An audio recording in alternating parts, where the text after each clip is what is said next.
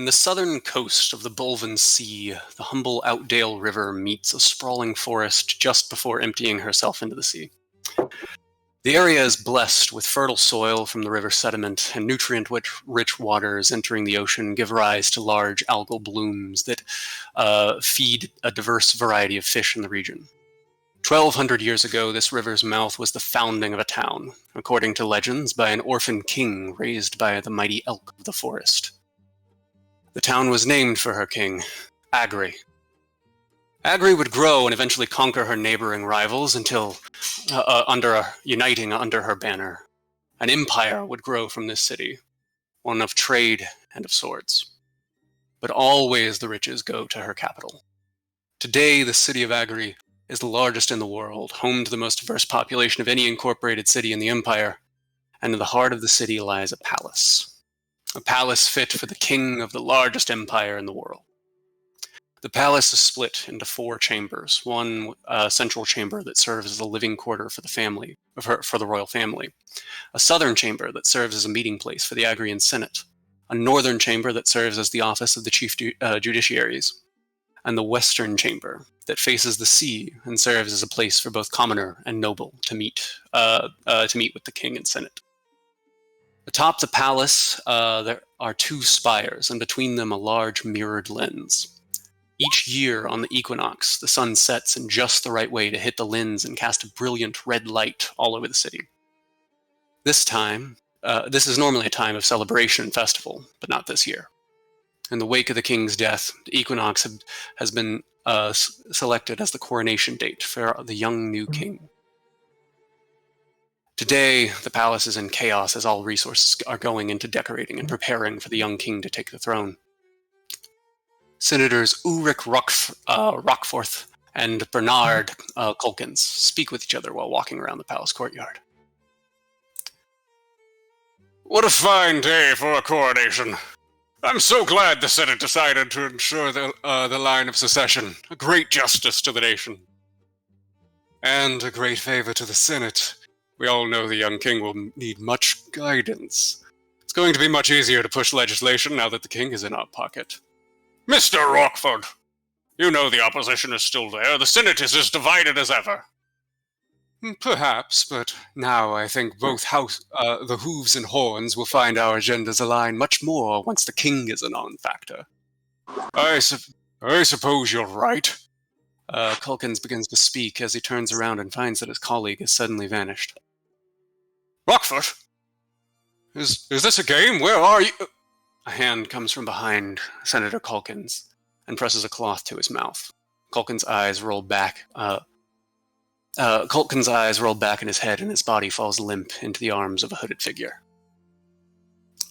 The afternoon's process goes quickly, and the young Prince Oswin waits eagerly.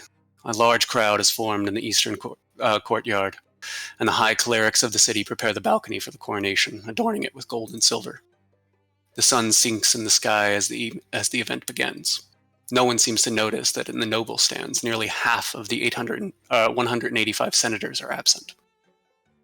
The clerics and priests give their pieces, quoting the servalib at every chance. A tall, slender, old, elven-looking man enters the balcony.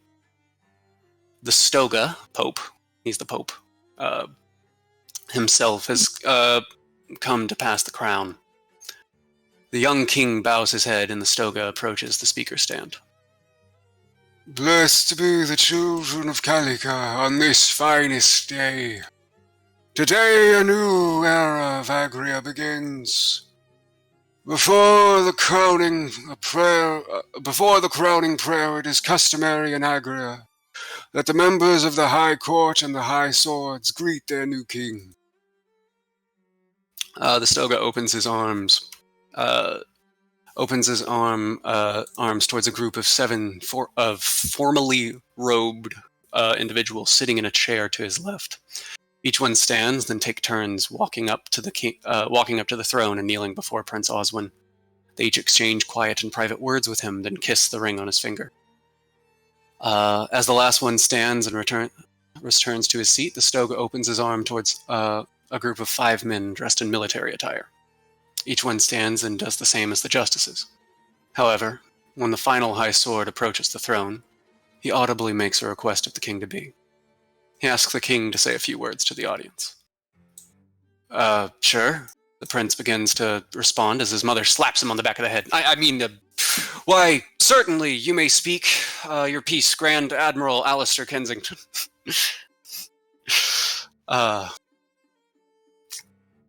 Kensington approaches the speaker's stand and kneels before the Stoga. The Stoga crosses his heart and gives Kensington his blessing. Kensington speaks with the people. I would like to thank the people of this great nation for joining us on this most historic of days. The king's death still weighs heavy on our nation, yet we press forth. As did our forebears, as did young Oswin's ancestors. It is moments like today that draw us to ask questions of what it means to lead, to ask what gives one the right to head any nation. And I am here to present you an answer. The only thing that can grant the right to rule is fate. Divinely blessed fate. And I do believe fate will be what guides us in today's proceedings. And so he wept in the darkest nights of the forest. For it was only then that he could see the shining city in the distance. And he wept not for joy, but for he knew the toll of the road ahead was one that must be paid in blood. He knew that for those behind him to reach salvation, it was his soul that must be sacrificed. Nerithians 1842. Kensington turns towards the Stoga. Father, I must make the most arrogant requests here today. The most arrogant of requests here today. I am a man of Calica, just as you, and I feel a doubt in my soul that we should proceed, that should we proceed, we will not be doing his will. I ask you to allow me to see what fate, what God has decided should become of the boy. What do you propose, my son? Kensington whispers in the Stoga's ear and slips an item into the Stoga's hands. The Stoga approaches the throne and holds out his hands before Oswin. A deck of cards sits atop his open hands. Young prince, this may break tradition, but it has been requested that you show your honor to the Lord. Please, draw a card and let us see what fate has decided for you. The prince huffs and says, fine, the sun's about to... fine, the sun's getting lower... I lost my place, hang on. Fine, the sun's about to set, and I want to get that crown on before it, when it does. Let's hurry this up. Prince Oswin reaches out his hand and takes a card from the deck. He rolls his eyes as he turns the card over. The skull. A dark mist emits from the card and begins to form a giant cloud over the palace. The dark cloud manifests into the form of a deer, eyes glowing red. It stomps its hoof and a bolt of lightning cracks the sky and falls into the heart of the prince. The prince's body falls to the ground, lifeless. The crowd gives a unified gasp that is followed by a deafening silence. The Stoga seems unfazed by this. He approaches the speaker's stand. It would seem that God did not approve of the young prince. Quiet sob can be heard coming from the crowd, breaking the silence. Would anyone else like to test fate today? I would, Father. Kensington answers. He approaches the Stoga and draws a card. The throne. God has smiled upon you today, Alistair. Yes. Kensington is guided towards the throne by servants and takes a seat. The servants remove his tricorner hat, and the Stoga walks and approaches the back of the throne. He holds the crown above Kensington's head and begins to bring it down. By the decision of God, today we crown a new king of Agria. Today we crown King Kensington. Kensington grabs the crown before the Stoga manages to place it upon his head. His gloved right hand can be heard creaking as he crushes the crown in it. He approaches the speaker's stand one last time as the sun meets the mirrored lens on the tower. The city glows in a beautiful Agrian red light, and Kensington speaks. Today is a historic day. Today there shall be no royals no more. I have long served our nation and our God, and I have heard his voice call to me many times and ask much of me. And today he asks that I end our tainted line of royals. I shall not be your king. Instead, I shall be your divine protector, appointed by the Lord himself. Kensington returns to the throne as the Stoga picks up Kensington's tricorner hat. Well then, The Stoga rebuttals. by the power Kalika has vested in me, I declare you, The Stoga smiles. you, Alistair Kensington, troublemaker, dragon slayer, husband of my daughter, pride of the Agrian Navy, the White Raven, I declare you, Alistair Kensington, Lord Protector of Agria. And the crowd cheers. 3,000 miles away, buried into the earth on the island of Sustus, it's an ancient library, once a holy land of a forgotten deity, then an abandoned stronghold of the late pirate lord Hexbeard, now has been given new life as the new crew of the Heart-Shaped Box, the fledgling pirate lord Captain Missiles and his crew have restoked the flames of the old machines buried there and awakened its mechanical servants. Ptolemy, the head of the library, seems to have taken a liking to them as he helped them pull a ruse on Eratos, the overseer of the museum section. First day at the library was tough on the crew, getting lost in its massive halls, but once they found the secret at the library's heart, a room of portals that will teleport them all over the world, it became easier to navigate. One portal led to an abandoned shipyard that seemed to be the birthplace of their heart-shaped box, and once the crew told the maintenance bot Euclid about it, they agreed to try and make some finishing touches on their vessel. The improvements weren't quick to attach, and the crew spent a whole 2 weeks running around the library. During this time, they trained, they prepared for their next task. Perlin Revisto, Damien Bonhart, Bungus Bohort all seemed unrecognizable from themselves this time last year. They had grown strong from their time as pirates and had become hardened by the sea, but still retained their humor, at least for now. The disease in them was spreading, tainting their minds. Not a day went by when they didn't regret the day they found that cursed key. But now, for once, they had a lead, a real lead. The hunt for the living storm was approaching, and the cursed among the crew grew restless for it.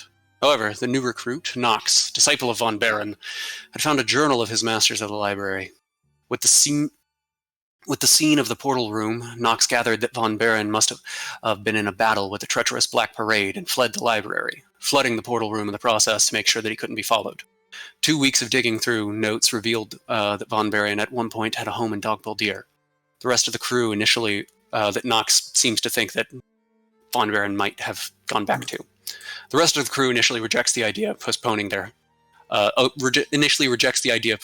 hunt, but once Bungus hears the name Dogbeldir, his normal, jovial demeanor shifted. Dogbeldir, he thought. This takes priority. Screw that whale. With Bungus's support, the crew came to support Knox's hunt for von Baron. You awaken the library's tavern. Euclid greets you from a bar stool and says, "She's ready." What do you do?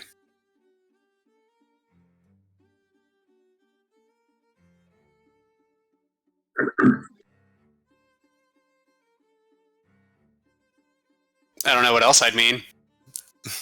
Damien dons his captain's hat, and goes to captain the new Icarus. All right. I will also go. Where are the captain's quarters? Down below, I believe. It is the same ship. It is just now tricked out to fly. This looks like the brig. Make yourself at home.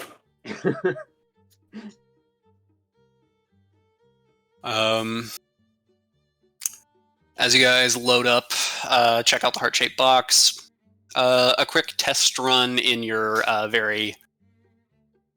What are those hangars that used to store dirigibles? That's basically like what it feels like, and you can clearly get it off the ground, fly around a little bit, and you think your modifications will work.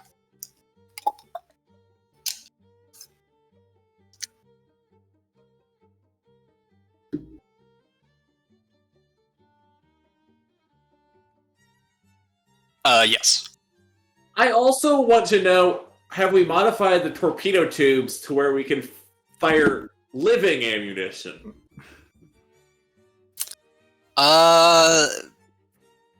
This is really important.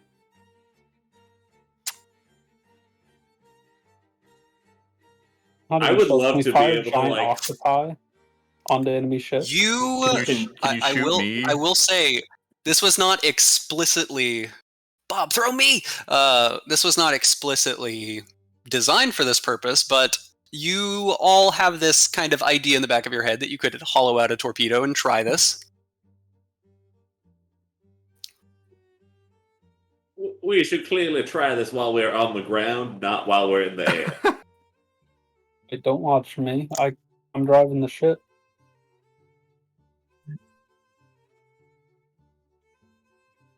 Shoot Yogu. That sounds like a lot of fun. Somebody's gonna need to explain to me the mechanics behind launching a torpedo. Couldn't I just climb in there and it shoot me out? I just point my hands forward like this. One of them carnival cannons that we were talking about. Can I fit?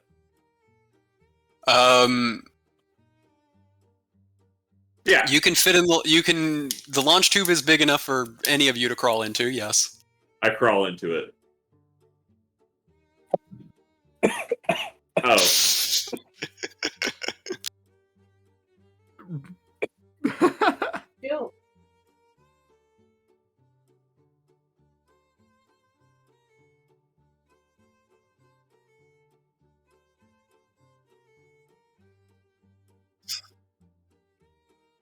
Okay. Okay, close it. Okay, I'm gonna kick off the bottom of the tube.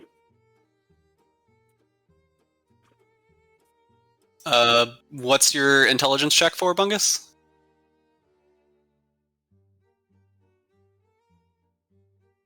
An accident, I suppose. None of you see a problem with what's going on. All right. So you just call back in the tube, is that what you said? That's correct. Get on. All right, Damien, roll a strength save. Strength save or strength? Strength save. Strength save, yeah. Strength save. Okay. No, I know. As you're flexing and trying to like kick off the bottom, you start to feel a Charlie horse coming on in your foot, but you manage to like do the weird thing that you hold your foot in a certain way and kind of contort your body to reach down your foot, especially in this tight space. I managed to stave off the Charlie horse. Did I launch? You have not launched. I don't think Muscles launched the torpedo. Yogu looks for the fire button.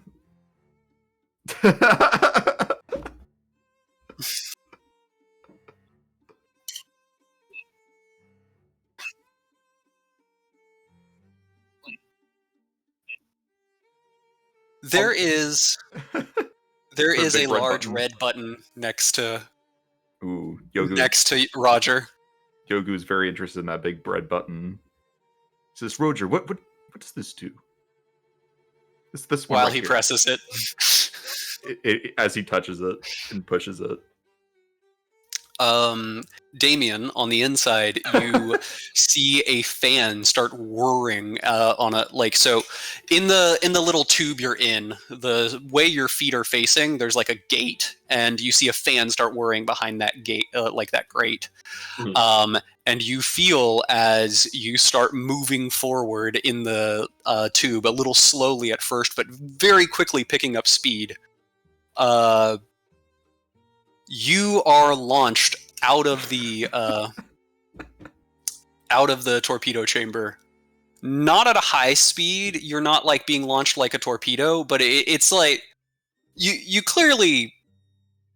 I don't know if Damien would realize this, but a torpedo has like a machine on it that causes it to like travel on its own. It seems that this was just like some kind of mechanism that allowed it to empty the shell cartridge and like give the torpedo an extra speed going out.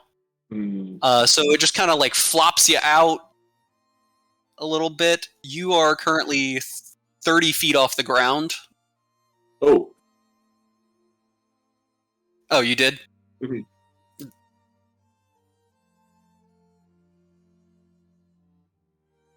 Yeah. How much damage does bruising my heel do? He twists his ankle. Oh, He scrapes his knee. 9. 9 damage. still in the triple digits. Aha! Yoko has found the shoot button. Good work, Damien. You've helped. Can I shout out to the ship? Next time, grease me up. I think it'll help.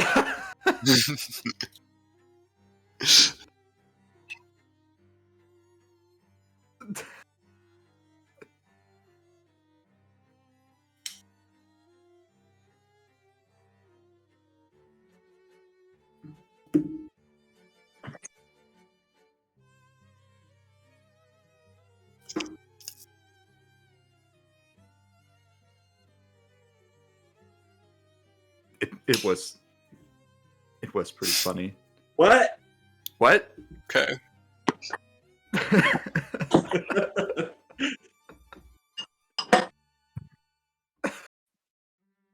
I come back inside.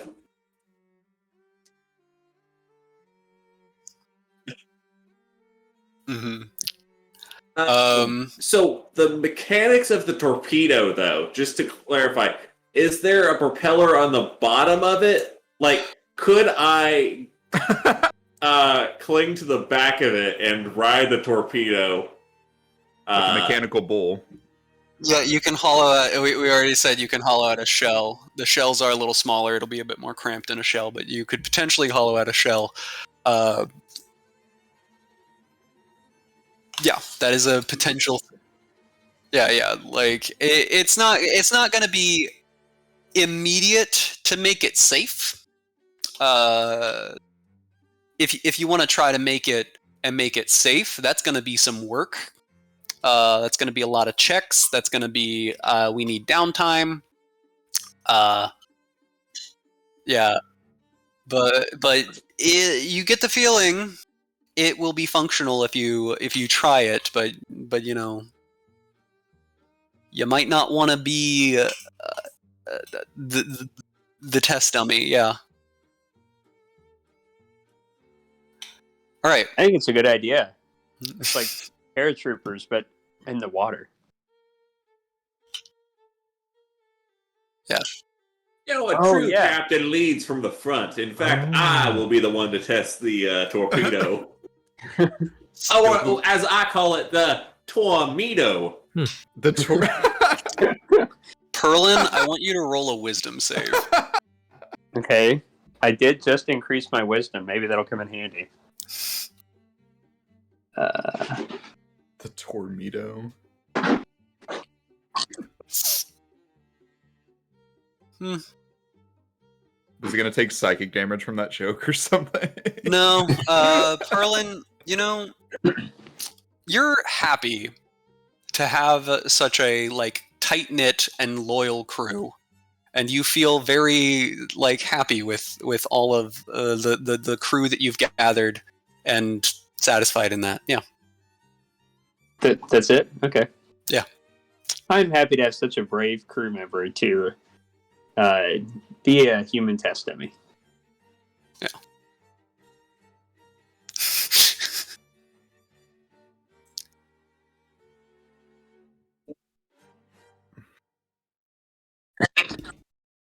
No, we're heading to the bar. There's a bar here? You've been at... You So- guys have all been at the bar for 2 weeks if you wanted to, like, go get drunk before you go. Your characters are... No, we're heading to the brewery. Yeah, the We're heading to brewery. Bungus's brewery, That's Dog but Boulder. isn't Bungus's brewery. Yeah. Van Not Bungus's brewery. Yes. isn't Martin Van Buren also in Yes. Dog Boulder? Yes. Martin Van Buren. Yeah, Martin Van Buren is also in Dog Boulder. Step on Maybe the he gas. stole my recipe. Okay. I really don't want to jump back to the library page because that page is super laggy. But I will remind you that in the library you have a magical room filled with portals that can take you to... I think you agreed to take the portal in Olcaster? Yeah, I think Agria, there was one to Archel. Archel was slightly closer, but also under Agrian control. So we bottle up our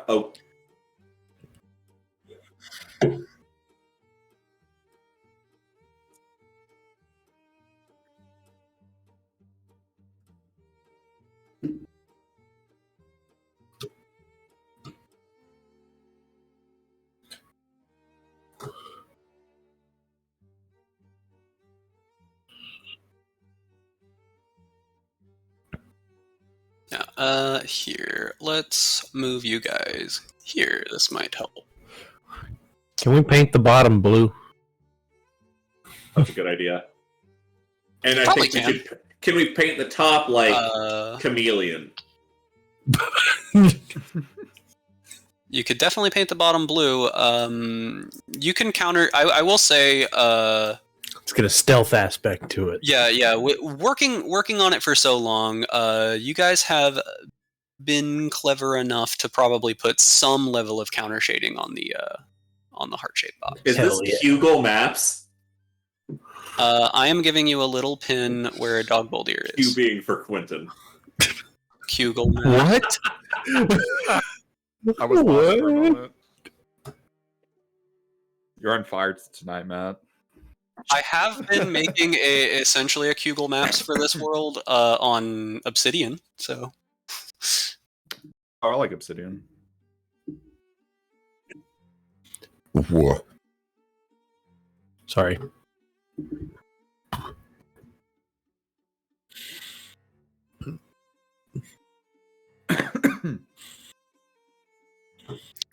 You do get the sense you're going a lot faster in the flying ship. Yeah, so well, not even just like from flying, just the heart-shaped box seems to go a lot faster than your other ships. You feel that if you were able to leave directly from the place where you walk out of the portal, Olcaster would only be about 2 more days than Archel. But you do feel like it's going to be harder to take off in Archel.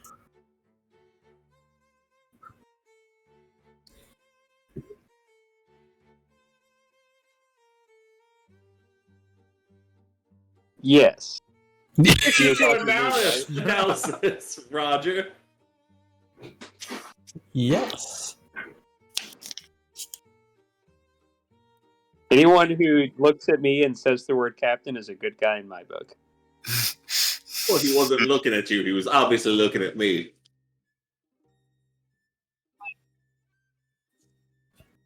It's okay. I understand where your heart is, though. Ferlin, roll another wisdom save. Okay. Oh. You get the sense that Damien might be trying to usurp your power. Oh my gosh, I just realized something. Damien, have you been trying to usurp my power? Me? No! No! Damien, no offense, but we can't have someone so gullible and oblivious being our captain. That is... And I clearly have neither of those problems. Of course.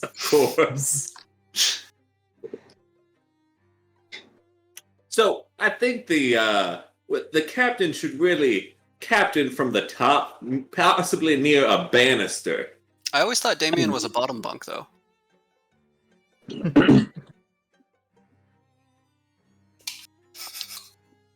You mean like I handle like the big picture and you're more day to day? Well, no. So, is there a top to the?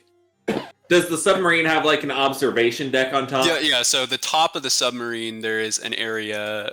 We can go back to that map. There is an area that. So where were we leaving from? There's like a. This is an observation deck kind of area. Yeah, I really fucking wish that I could edit this map because I wanted it to have like basically the whole top of it has kind of a flat part where you can walk around on and everything because that is going to be important later. But yeah, you have an area on top of it that is able to be walked around on. Unfortunately, Incarnate won't let me edit this map specifically, which is fucking annoying. Yeah, I think.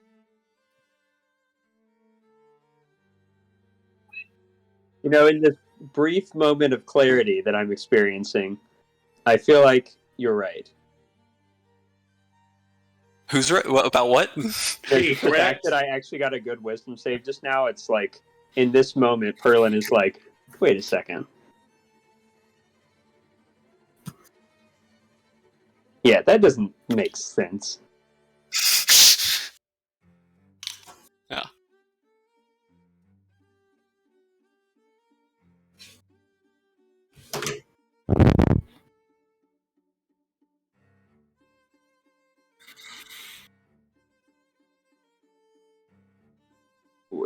Wait, which one's going to be closer? Archel will be a bit closer, but you have to. Yeah, you have to sneak out of the city, and you do have your whole crew, not just the 6 of you. Oldcaster's the one that has a ton of shops, right? Yeah. And how long of a journey would that be? It'll be an extra 3 or 4 days. Do you have a preference, Roger? I know you would never take advantage of my sometimes lacking wisdom.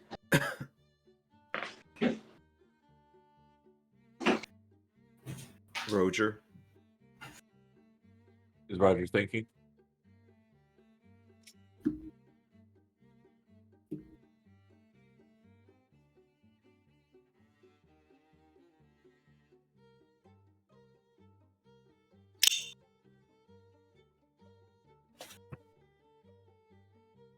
Yeah, we got a lot of money to spend anyway. That might be fun.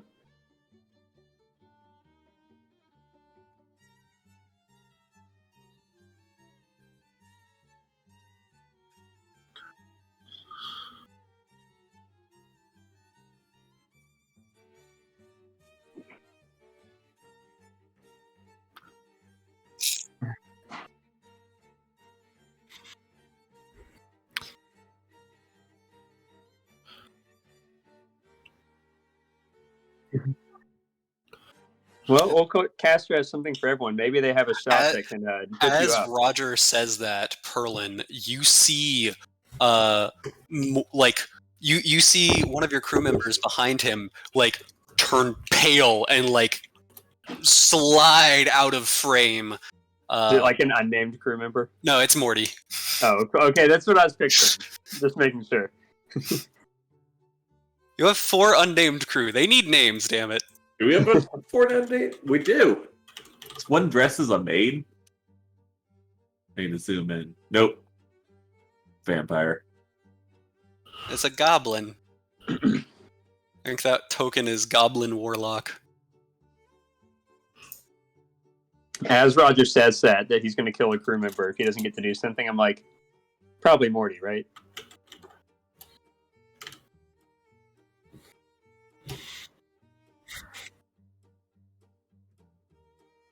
Okay. I kind of wink at Morty and give him a thumbs up, like, hey, maybe you're not going to die. Morty is gone. Morty is like securely sealed in the bathroom. Well, okay, the one downside to going to Oldcaster is you may be stuck on the boat for a few days, but I mean, as long as that's okay.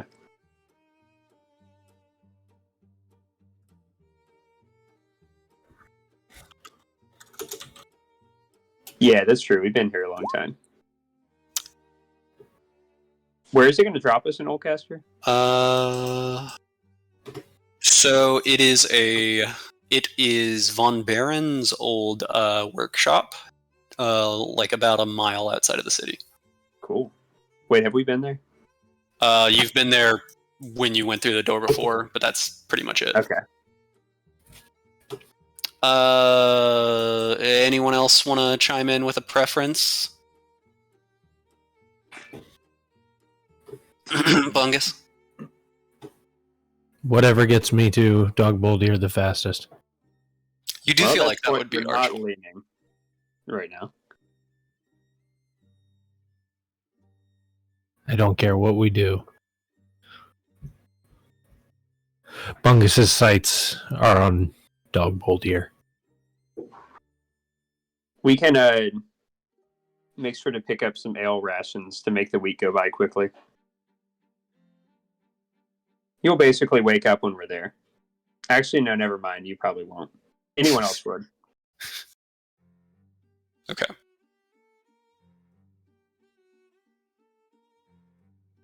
Yeah, that I kind of realized that as the word came out of my mouth.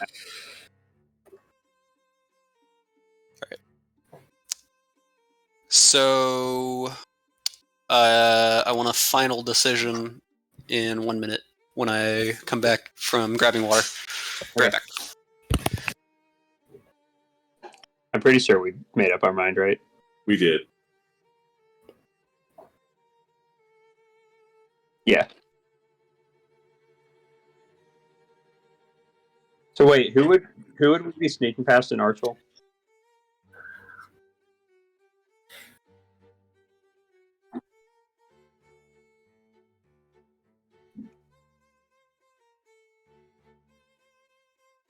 I mean, I have no problem swinging our metaphorical pick on this.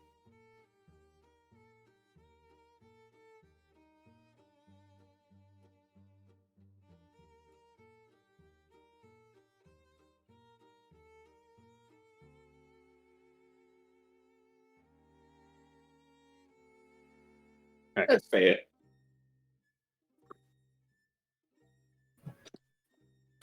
Sounds good to me. We are going to Oldcaster. I am muted. With that, you all make your decision to go to Oldcaster. You bottle up. You get everybody out of the heart-shaped box. You bottle it up. And you say your goodbyes to all of your robot companions. Ptolemaeus waves at you and says, "You are welcome back anytime." Yeah, if we ever need some more free stuff, maybe we will come back.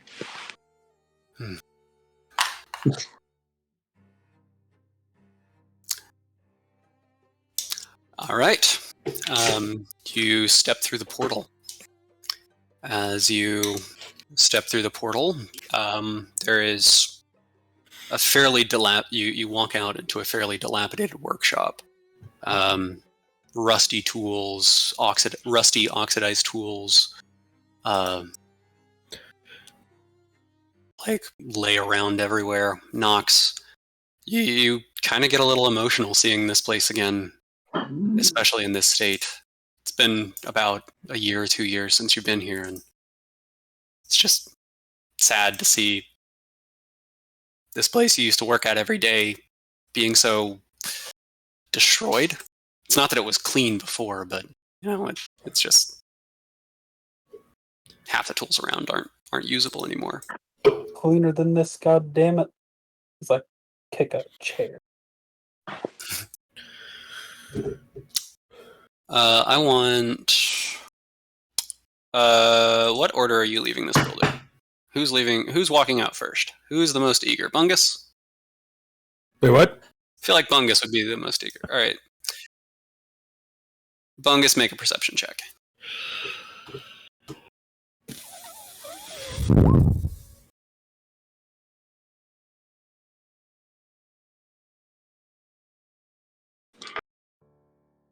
What do my dwarf eyes see?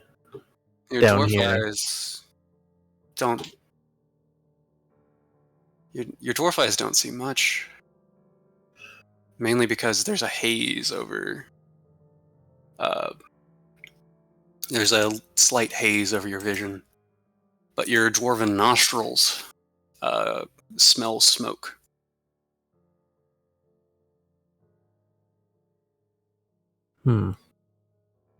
Strongly. You get the sense that there is something is burning, and a lot of it is burning. Wait, and we haven't gone through the portal, right? We're still in the library? You've gone through the portal. You just walked out of the small building that the portal is. You are on the island of Uspana. Oh.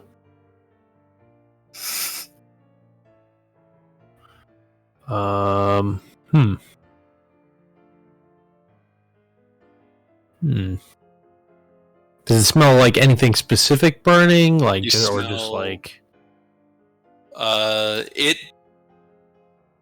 When you burn enough, it doesn't smell like stuff. Yeah, if It a just bunch smells of like- stuff... it Yeah, just it's just a smells like bunch of fire. stuff burning together. So, like, it just smells like fire. And you see a bright orange glow on the horizon. Oh. Everyone else, as you walk out of the building, you can immediately notice this as well. I'll walk towards the smoke, or the orange glow. The rest of your crew bumbles out of the building. I won't go too far ahead, but right I'd like to now get a better you guys are view kind of of you guys are kind of uphill from Oldcaster. You would get the sense that if you like try to climb a tree or something, you might be able to see what's going on.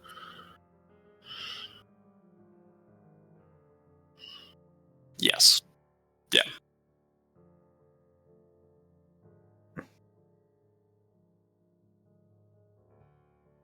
All right. Roll a perception or investigation.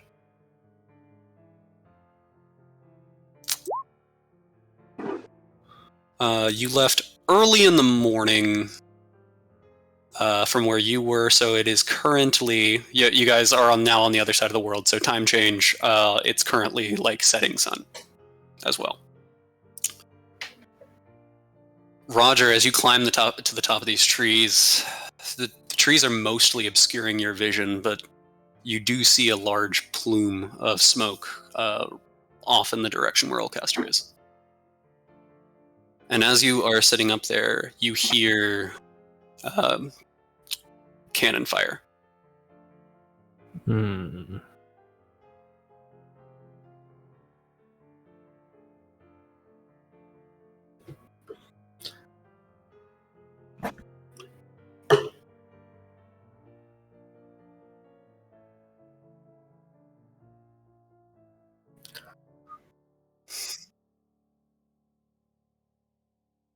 Roger.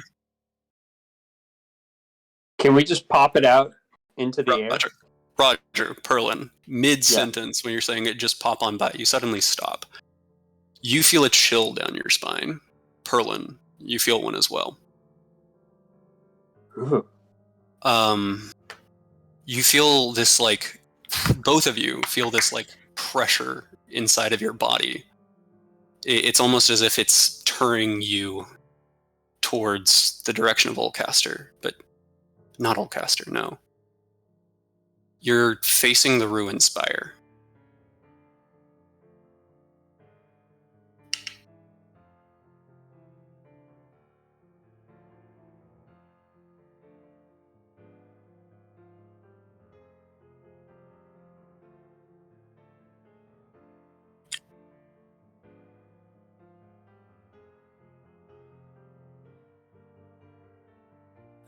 But the two of you, Roger, roll a.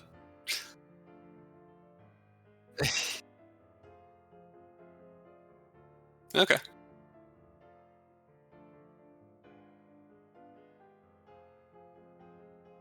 Okay. Okay, that's fine. Okay. Uh,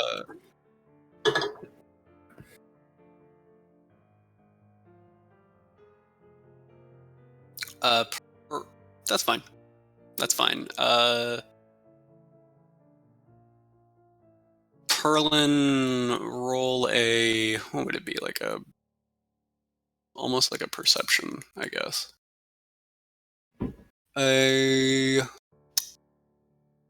Oof.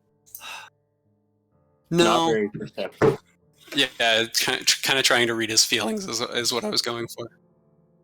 Insight. That's a good one. Yeah, insight. Insight is So a this better. is not Nope. not in response to what Roger said. Just me thinking about my own feelings. Yeah, the chill that you've currently felt. Oh. All right. You don't get the sense that it's some kind of call to arms. You just feel like there's something telling you to go to the Ruin Spire, but you also get the sense this is entirely optional. I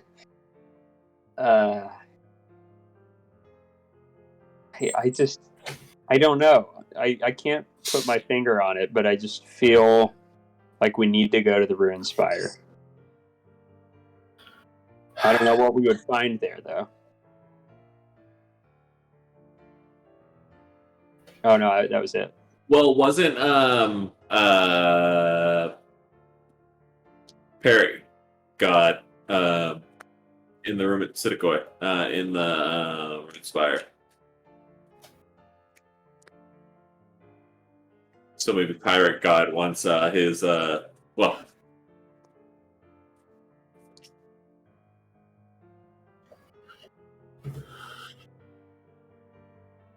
I would like to clarify. I would like to clarify that this feeling seems to only apply to Roger and Perlin. The rest of you don't have any sensations. Yeah, fuck that down.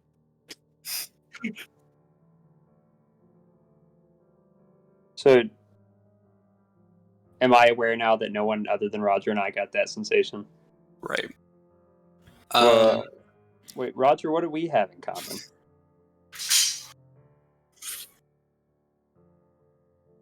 Yeah. Yeah.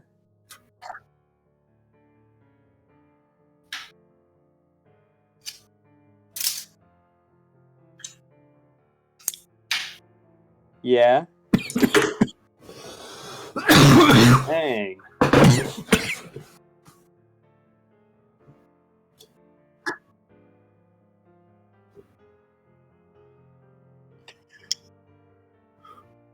Did he maim you in some way? Did he maim you in some way? Oh, okay. Wait, who are they talking about? Hold up, I'm missing something. Oh, okay, Is gotcha. God. Yeah. I forgot. I was like, I swore the pirate god gave them the stuff. Yeah. Gotcha. You know, if he wanted me to visit, maybe he shouldn't have hurt me.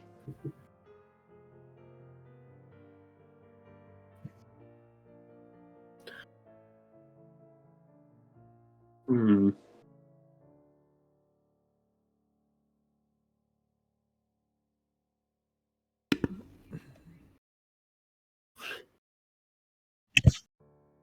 Oh, would we lose our gifts? I would hate to only have one arm.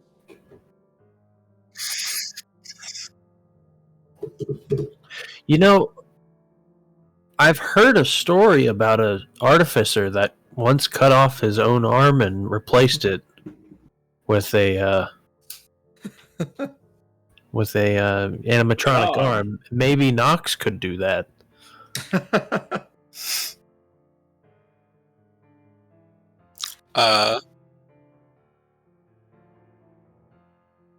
It's just a legend. It may not be true. I don't know. He's pretty badass, but Okay. I don't know. I feel like this arm's been running off of holy powers so far. I don't know if it can run off Perlin juice. Can we You gotta convert it to believe in diesel? yourself. Roger, roll an insight.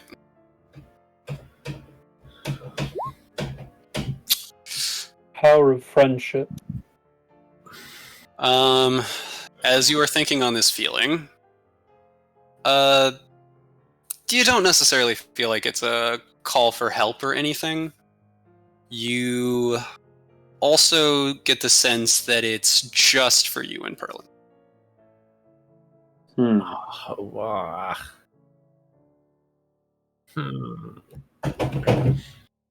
I'm sorry, Taylor.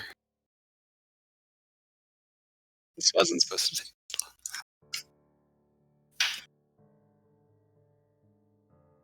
One of those torpedoes.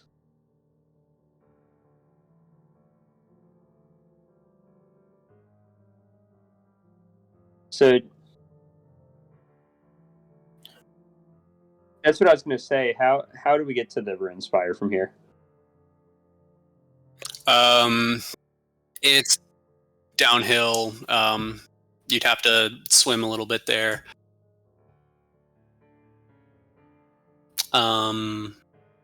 That's right. So, Allcaster. That's right. Okay, yeah, it's Yeah. the island. Yeah. Forgot that it was right there. Well, okay, I guess we can approach the town and get a better idea what's going on there, I suppose. I don't know.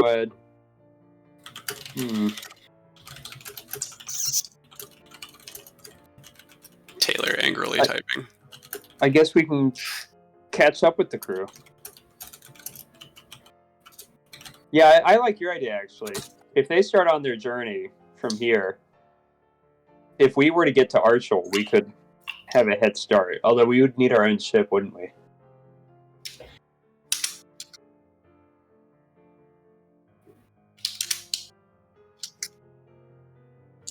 Okay, we're not worried about it. As long as we're outside of town, I guess it's less of a concern.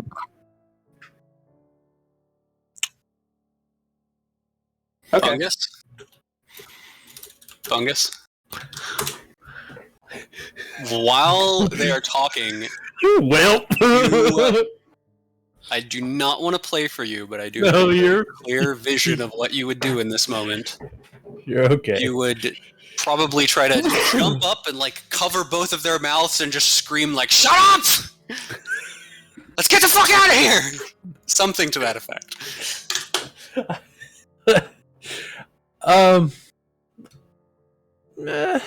Yeah, just kind of like we have a job. We have a job to do.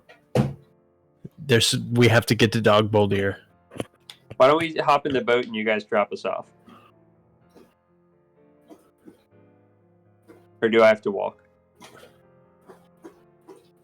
DM intervention, because I didn't expect this to be as much of a moral quandary as it was. I think we all just go deal with this. It's gonna You could take definitely 8 hours tops. You can overrule Bungus, but with your new torpedo drop technique, you feel like the two of you would be able to Just do like, that. do a Just close sail away flyby and and fire us out. not take too much from it. yeah, but how are we gonna get you back? I know this is like metagaming, but like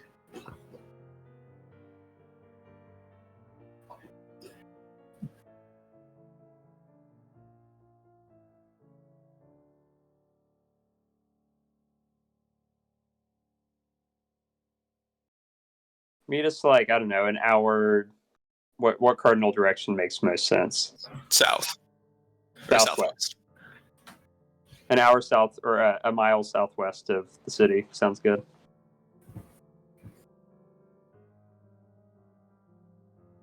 all right. who is in charge while you are gone? Well, I know Damien has You aspirations. got the hat. Don't worry about it. Nah, see, Damien's trying to usurp you. You give him any inch of power. You know, maybe It's okay. he'll realize that this job kind of sucks. That's true. I might learn that my He eyes did were bigger give than up. my plate. He did just give it up last time, so I mean, I wouldn't give him my hat, right? He doesn't need the hat. no. He has his own hat. But what if you die? Well, Roger will be with me. Okay, what if you both die? Well, Not you. I think you're made of tougher stuff than Side note. Captain Let's get Sister. we're getting the ship ready as we. Yeah. Like the ship is ready. Like the rest of the crew is Okay. like in the ship. Like everybody's like, all right, we're getting the fuck out of here. Side note. We're getting close to the end of the campaign. Everybody should have backup characters ready. Just saying. I don't. No.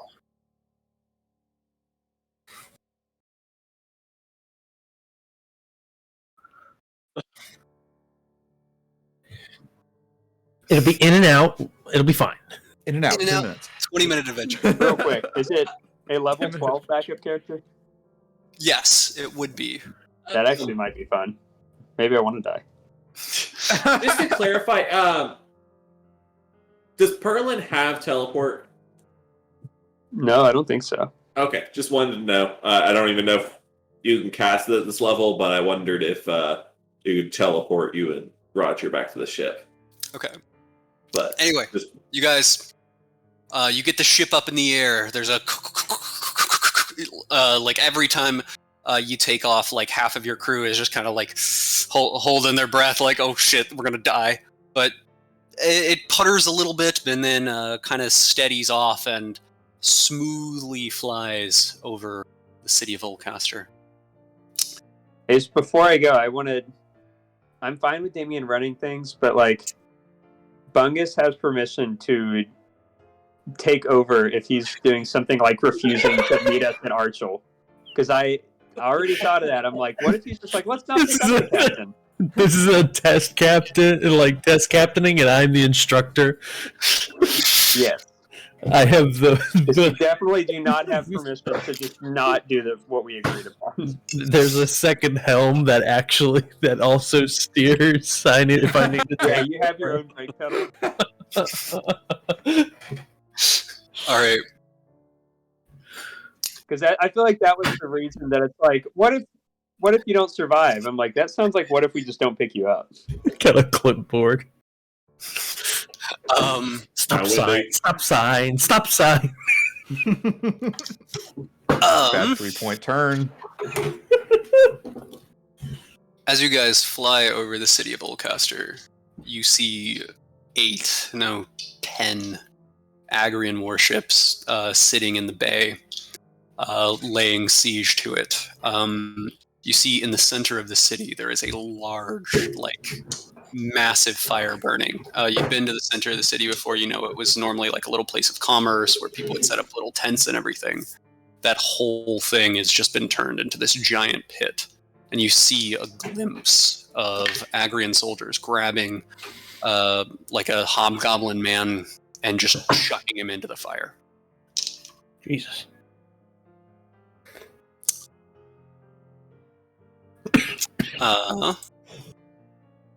You all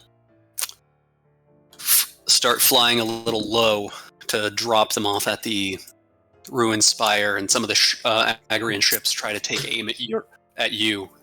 None of them seem to know what the fuck you are, and none of their cannons go quite up that high, so you're not in any real danger, but you do hear fire in your direction. Oh. Yes. Yogu hits the button. They just kind of flop out. All right. Yogu, you hit the button, and you hear as both Perlin and Roger are evacuated from this tube. There's Are we kind sharing a torpedo? You were sharing a torpedo, as my There's interpretation. a front and back seat of the torpedo, or is it like a?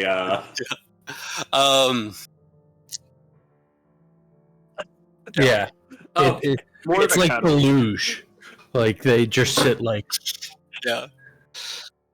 Who's in whose lap?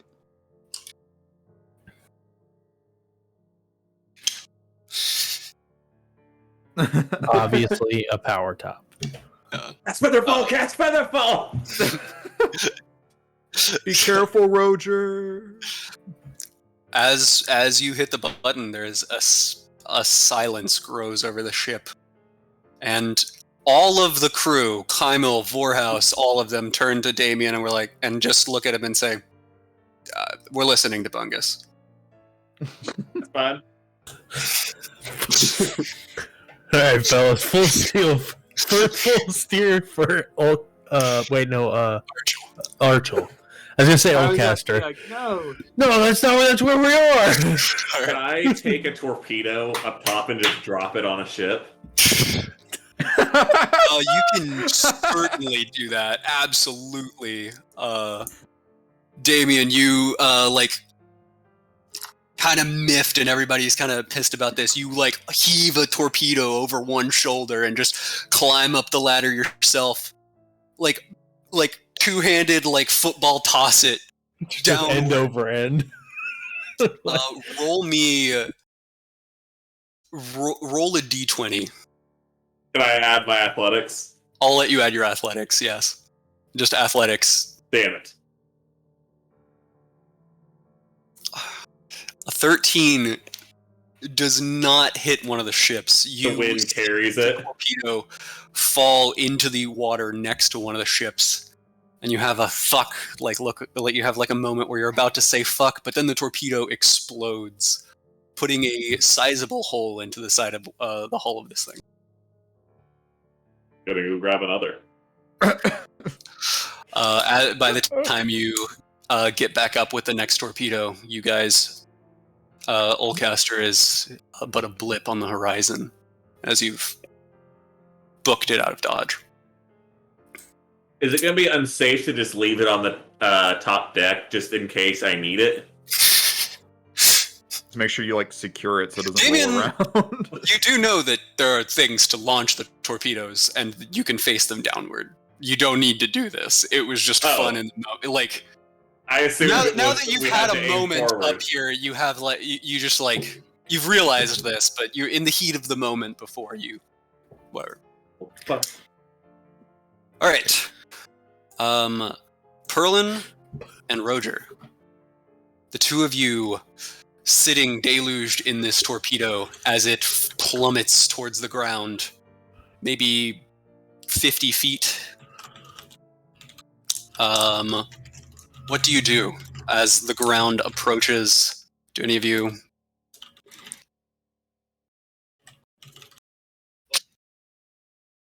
Oh, that also works. What do you do as the water approaches? Anything? I imagine there's they've left the top off so that you could sit up and see. You said the whole top is off? There's a panel that they could have sealed, but they intentionally didn't seal it so that you could abandon ship if you needed to. Okay. They thought of everything.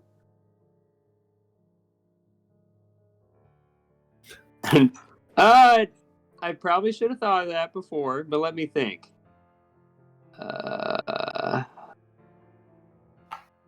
Looking at my timer, 1 minute. Oh boy. Let's see, I could give myself stone skin to help with the bludgeoning.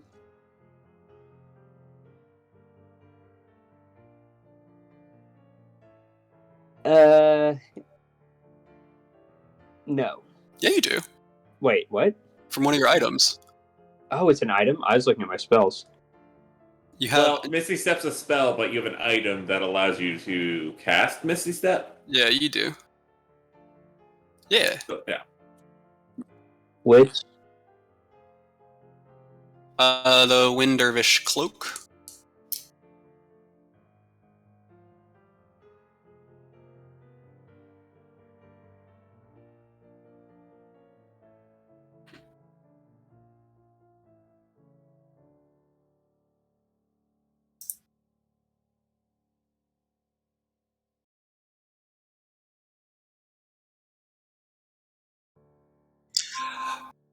Sweet.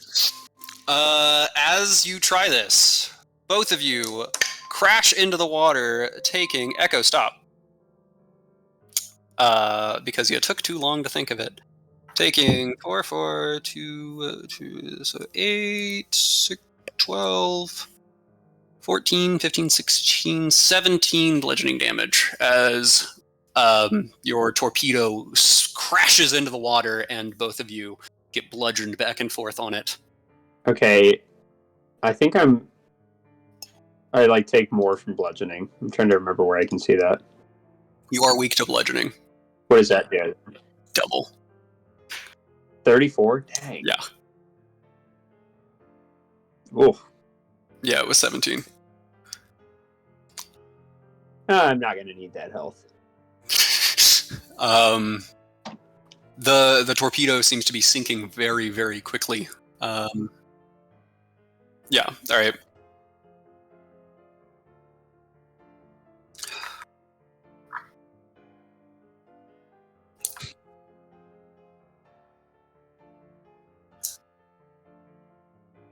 Your heads pop out of the water, and you can see the shore just a few yards ahead of you. You swim towards it. I'm pretty sure I broke a few ribs, but it's fine.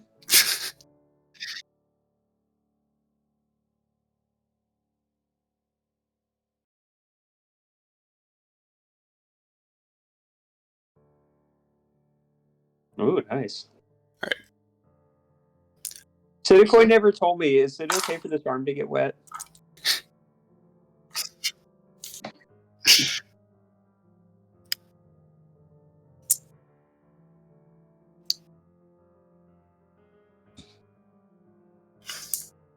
Okay.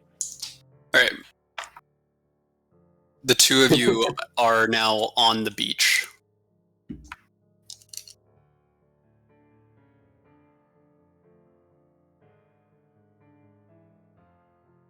You just feel like you should go to the top of the ruin spire. Cool. You walk up.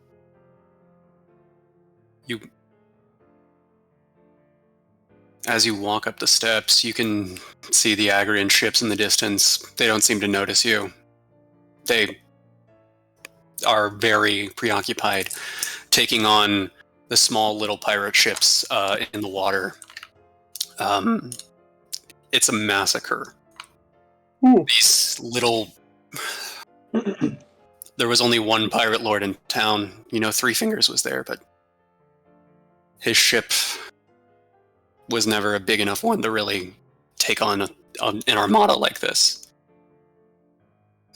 Roger, you'd heard that he'd done something similar once before, but he's gotten older. And as you look up in the distance, you see the old windmill, the turncoat, place where he would spend most of his time, is also burning down. You get to the top of the tower. Well, the ruins of the tower. And sitting on the destroyed masonry, you see Weimer looking off onto the city.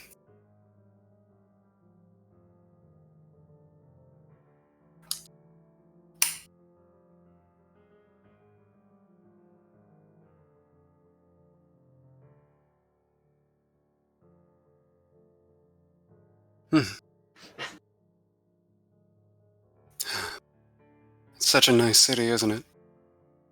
Wait, who did you say is here? Weimer, Oh.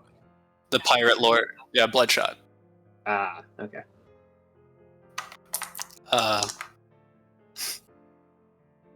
Same sense of humor as always, Roger.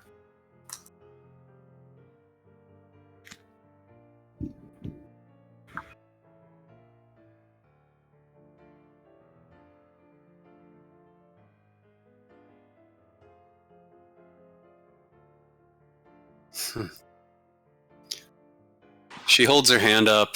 She's been facing away from you, like facing towards the city the whole time. She holds her hand up and kind of waves, and you feel a gust of wind like blow over you, and you're mostly dry, very poofy.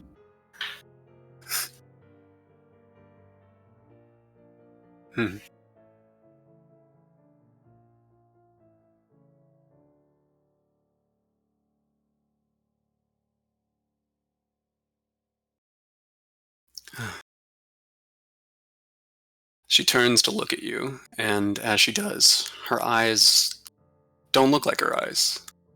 They look gold.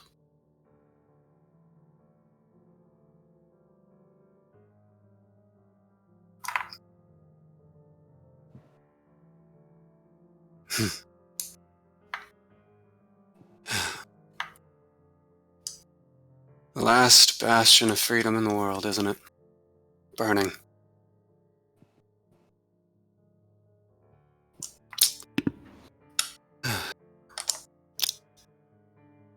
I've been thinking about my father recently.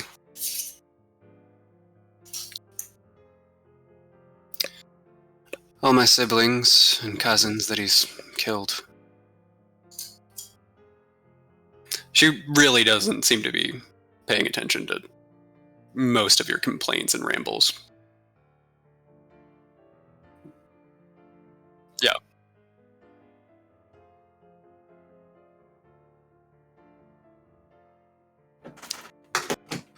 Farlin, you want to say anything? I don't know if it would be. I don't know if there would be any point.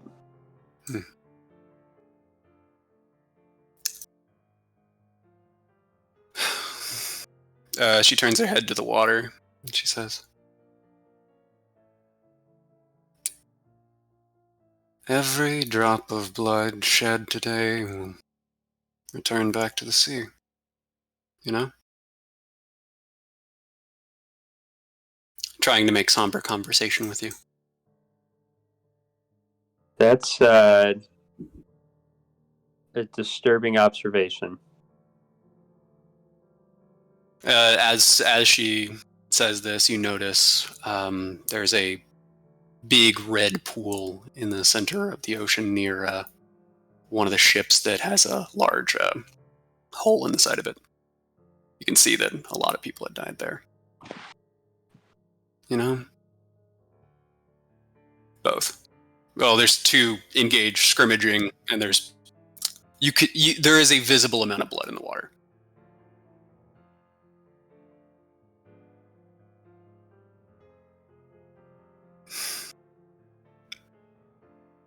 We gods aren't so special, you know? We bleed just the same as you.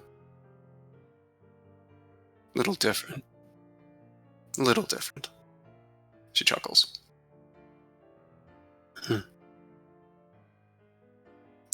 But you know, even the ones on land, their blood goes into the water. The streams sinks into the soil, the groundwater, and all goes back to the ocean.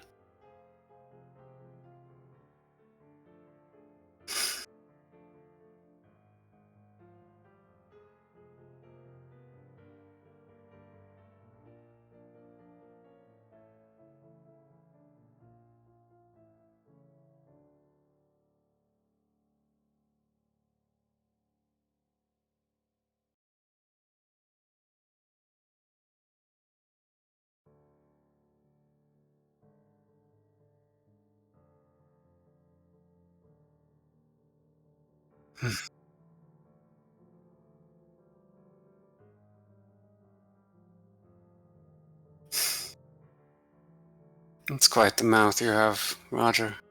You know, I've been wanting to put a muzzle on you for a while. She waves her hands up. She waves her hands up, and you feel something in your pocket come out. You see Silvertongue's jaw.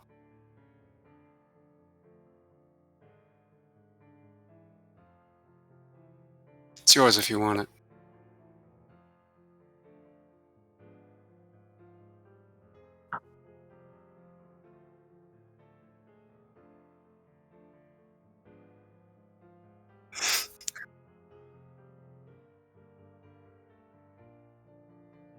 You don't have to take it.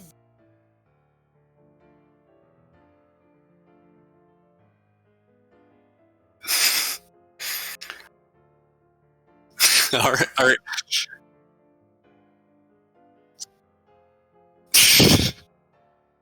You couldn't if you tried. She turns into this giant, blazing parrot god for a second and like sweeps over you in this like fiery wind that comes by you. You feel an immense pain as your lower jaw is torn from its hinge. I kind of didn't expect you to say yes. I will have a token and a sheet ready for this later. But yeah, you now have Silver Tongue's jaw attached to your face.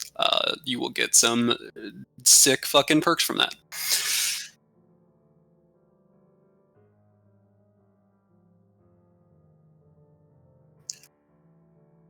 Yeah, it hurts. It hurts a lot, but it doesn't seem to be doing any like damage to your body, like physical damage to your body or anything. And as you speak, you notice kind of a like echoey reverb to how you sound now. You kind of grab like a reflective thing and you look at yourself in it, and it's not too bad. It actually seems to have adjusted to your face fairly well. You don't like the coloration of the chin, but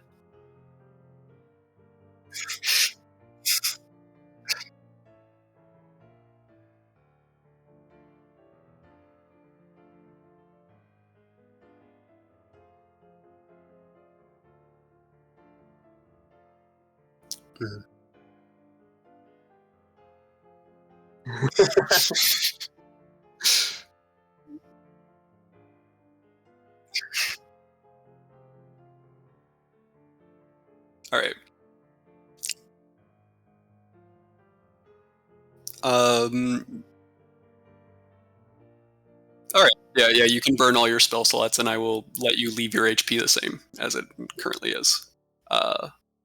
That one's bad thing is not necessarily the same as Perlin's, but blah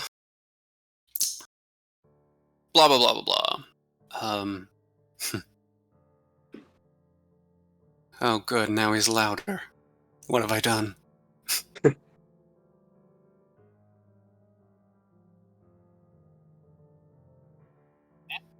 Yeah. As you're doing that, Perlin, you have to like cover your ears. This is like very loud.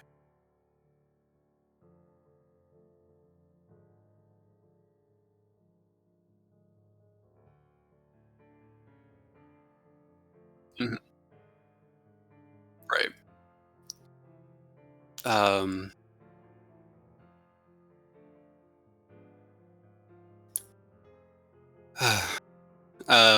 Siddiquai kind of sits there and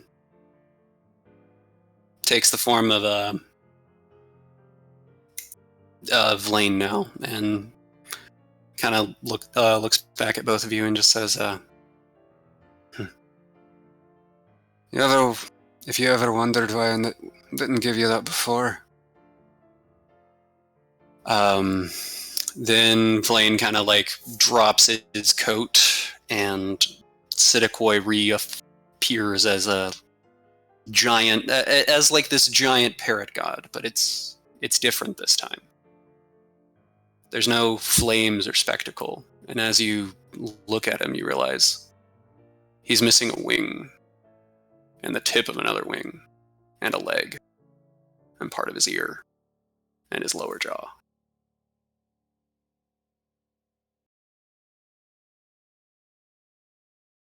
And then kind of swirls around, reforms into Hexbeard, and just like, yep. That's how...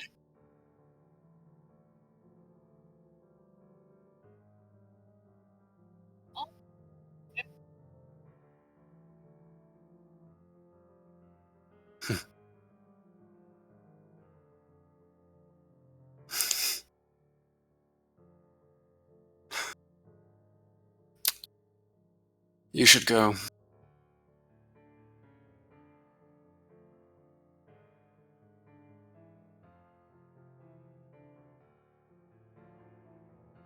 That doesn't sound like a good thing.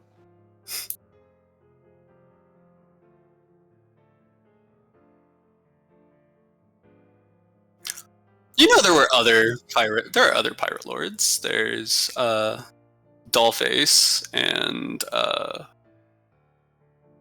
Wrath.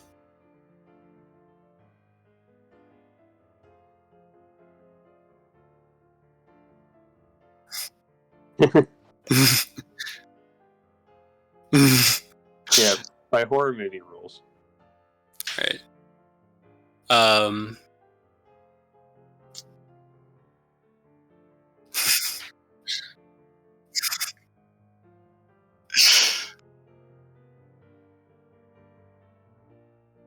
All right. With that,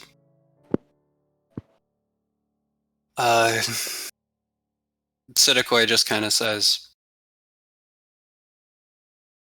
"You said my blood was different than yours." Has Hexbeard's voice. I haven't really landed on a voice for Hexbeard, but I just worry that if there's anything in the water that might be feeding on it. And then, again, you should leave. This place isn't going to be safe for you. I'm getting weaker, and my home's dying. You might not hear from me for a while, but this is the least I can do. And he waves his arm at you, and you both find yourself standing outside of the cabin again. The little workshop where...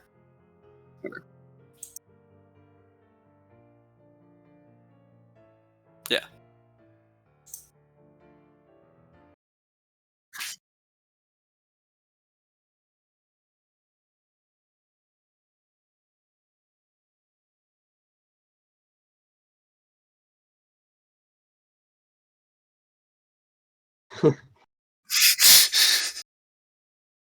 All right.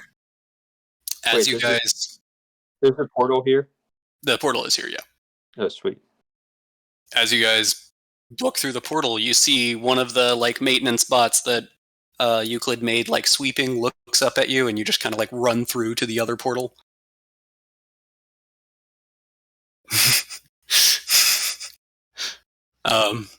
And as you come to, you are both standing in an alleyway in Archel.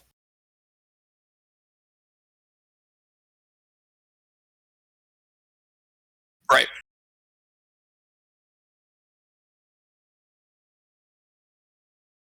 Right. Exactly. Yeah.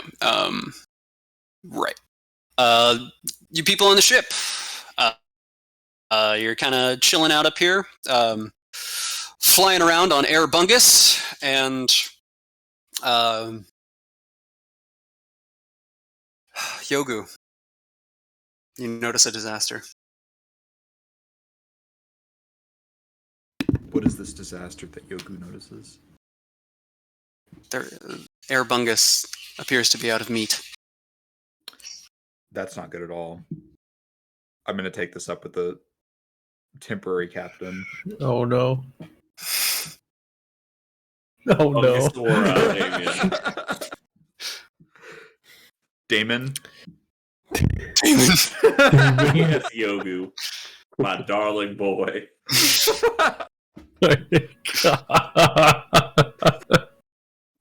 Damon, there is no more food on this ship. No meat. What do we do? This a catastrophe. It will not last. We can't survive this journey. We're going to have to eat one of the smaller ones. As Yogu looks over at I was going to suggest Morty. I think you'll be more disappointed by eating him, though, than having no meat. Bad meat is worse than no meat, Yogu. Yogu has had some bad meat before.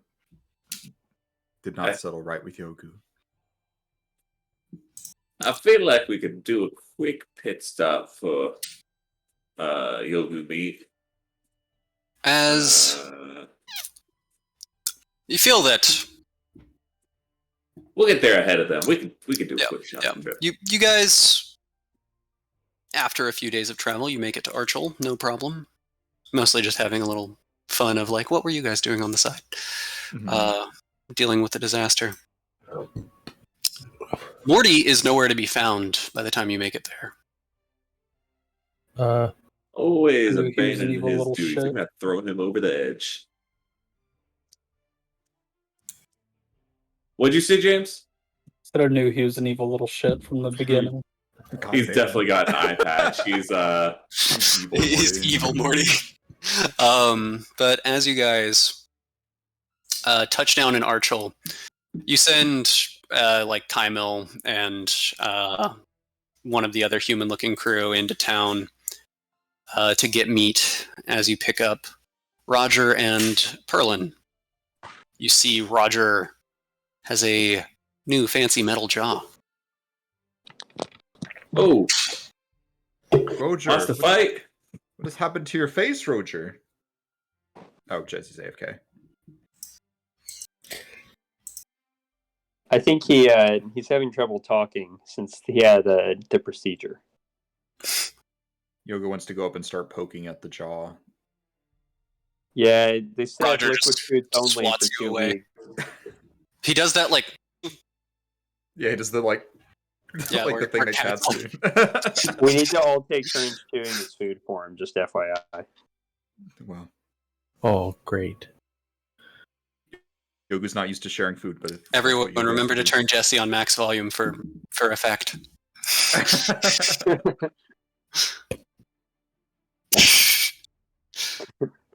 As Roger says that, the whole ship fucking shakes a little bit. Roger, your new mouth, it is so voluminous.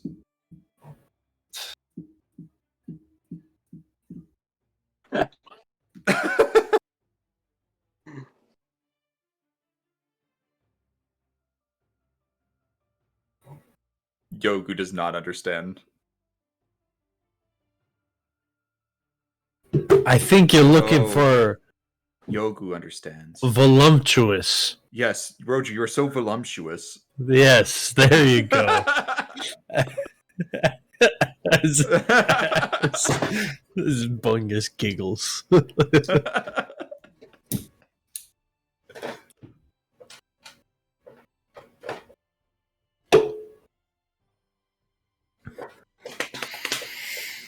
Yeah. Indeed.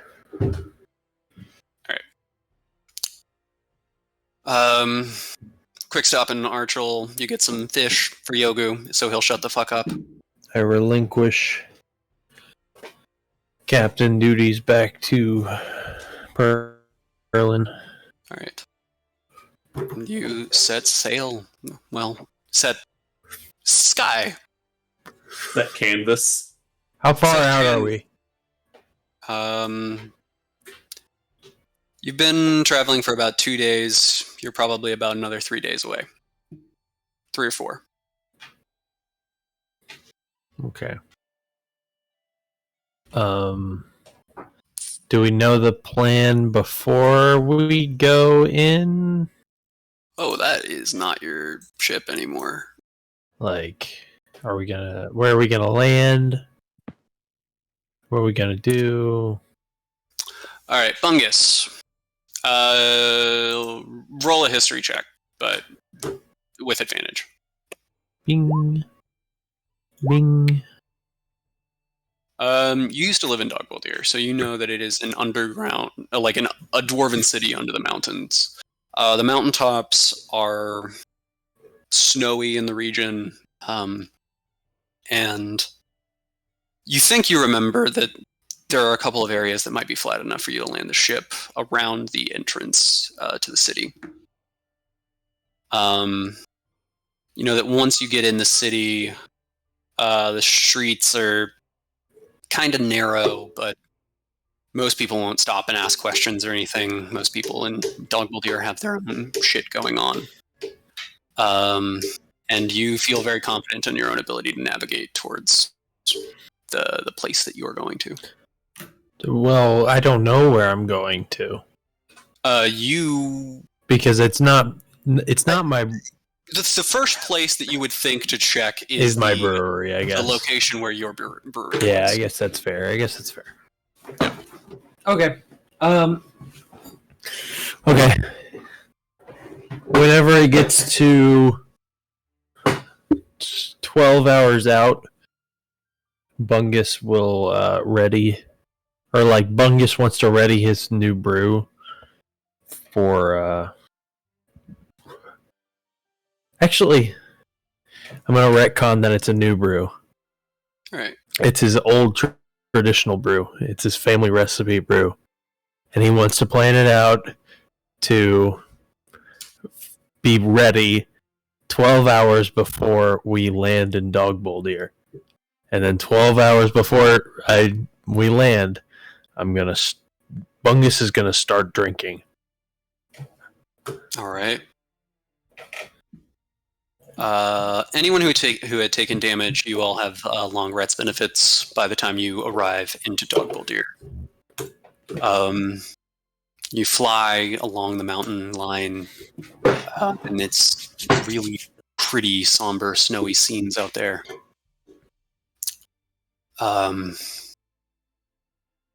But you see large dwarven faces carved into the mountainside. One, kind of in a row, with one central face that has its mouth open, and in the mouth you see like stairs up into the city entrance. Do you want to bottle the ship, or and let your crew do whatever in the city, or do you want to try to like store the ship somewhere where it can't be seen? I assume we would put it in the bottle. All right. Fine with. Because then we have to deal with the entire crew doing their own thing.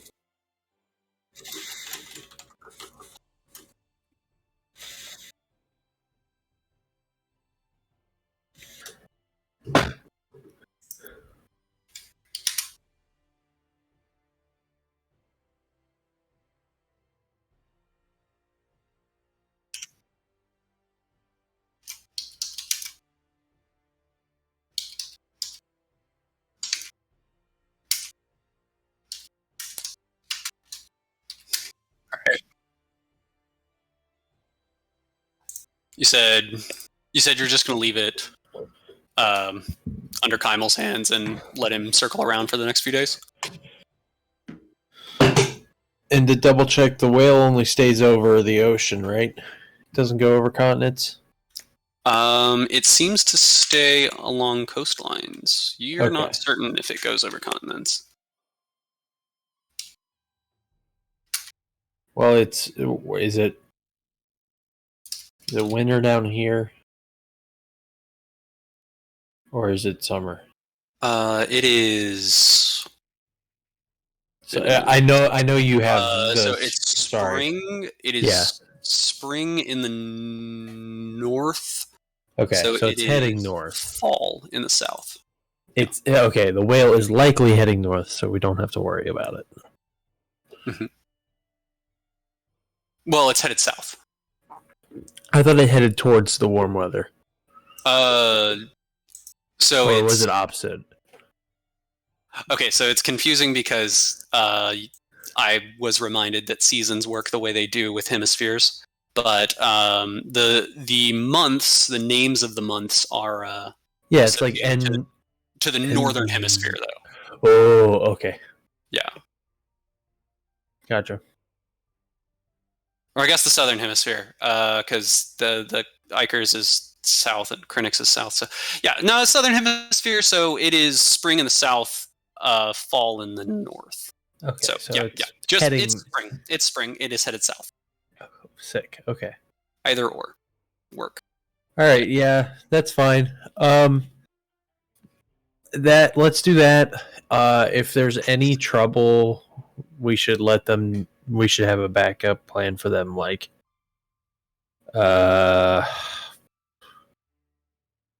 we don't have any magical communication device, do we? You have a scrying orb. Yeah, but A long time ago, you had the sending fish.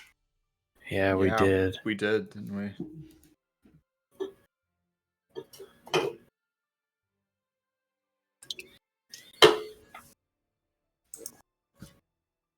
Do we have it? Who had it before, though? I mean, if Dyror had it, like we didn't. You Y'all took definitely it- did not let Dyror have it. Yeah, after Dyror had it, you took it back from him. Oh yeah, true. That's true. Yeah, so that is true. We do have it. What a piece of shit traitor.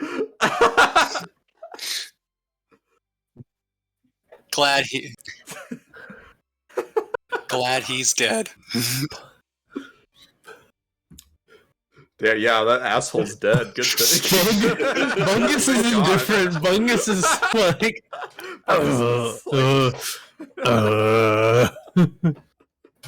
I'm sorry. Are the mangoes really bringing up like the bad? I was shook. The bad juju. Bungus is going to. You're going to see Bungus's darkest timeline All right. in Dog Deer. Dark fungus. Yes. All right. So, just give me a refresher on what's going on because I'm setting stuff up. All right. So we're landing outside, and then we're letting what's his face, Kaimal, take the ship and go above and just circle. And if there's a issue, we should tell them to try and land and just run and try and alert us in Dog Deer, or what? Send a torpedo and A tornado. hope to God that the person survives the impact. We really need to improve the design. Maybe like a bag that inflates with air when it impacts, or maybe like a piece of canvas that slows it down. No. idea. You fill the bag with air and you land in it. No, So you put it on the other end. So You it need- it inflates and it's like a cushion. you have the right idea with the canvas, but instead attach wings to your arms and just flap them really fast. That how makes birds more do sense. I'm silly. A bag. Come on.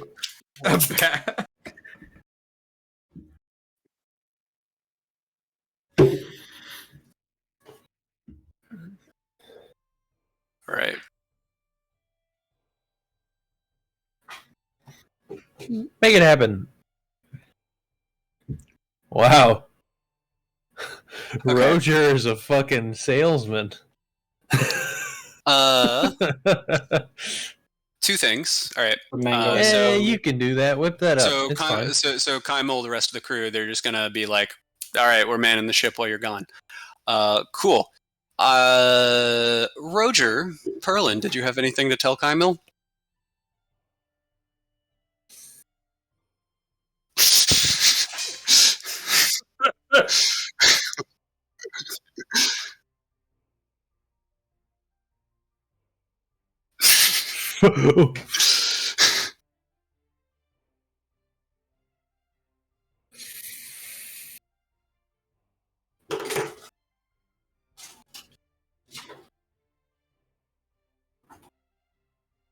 All right.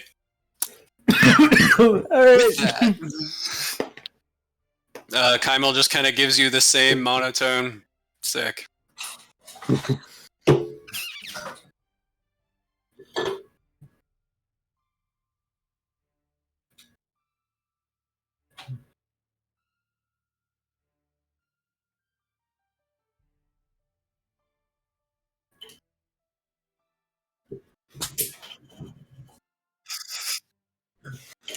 Oh shit! Why'd you have to rope Oh, us into this? what? No, we're gonna have to keep the secret. His sister's dead? Oh my. Oh.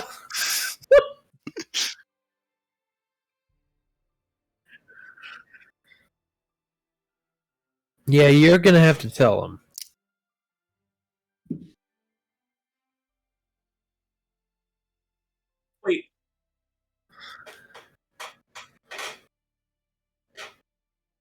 I mean, he could do us all a favor and just jump off the top of the ship.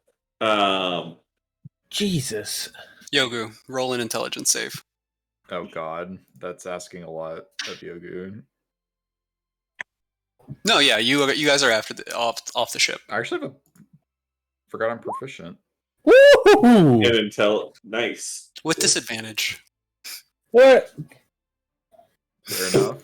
Wait, oh yeah, never mind. Oh. I'm being mean because I really wanted you to fail. Yogu, everybody else is sharing secrets. You feel like you have a secret that you need to share with them now. The guilt is growing up inside of you. I do. Oh shit. no. Oh, I do have a secret. Everyone, Yogu would like to share something as he picks his teeth with his claw. Oh no! Oh no! Now hear Yogu out. He was hungry. Yogu, you didn't. You know, I think what Yogu thinks is most important about this is that it was a learning experience. You may have noticed that Morty hasn't been around. Because he's been hiding, right? Yeah. He ran away. Yes. You sent him into the arms of the true killer. Look. No, Yogu, you're not 100% sure. Those days without meat kind of all blur It was together. all blur. Yogu just saw red, honestly. But A lot Damon, of red. you were right. Bad meat. All right. Look, Yogu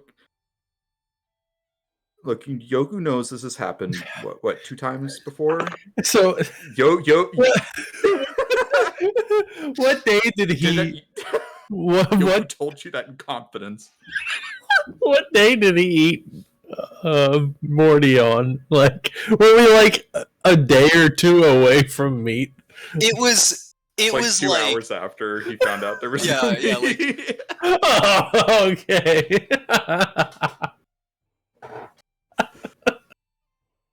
He couldn't help himself. Yogu feels a great weight off of his chest. Thank you all for listening. I will truly never look at you the same way. I'm sure Morty forgives you in his own way. It was a good cause. Morty died for a good to be cause. eaten by anybody, it would have been you. Yes. So wait, wasn't Morty the protagonist, or is the campaign over now? You just get like a game over screen. You got a game over screen. You died. Is it escort mission? Morty died. All right. With that, Nox kind of gives like a fuck yeah, a little fist pump. And I assume, I don't know, Nox is being very quiet. But It was me. I fed him to Yogu. It's true. I didn't want to say it, but yes.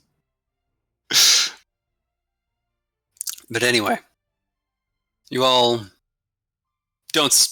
clearly don't seem very bothered by the fact that one of your crew members ate another one of them. I don't like him anyways.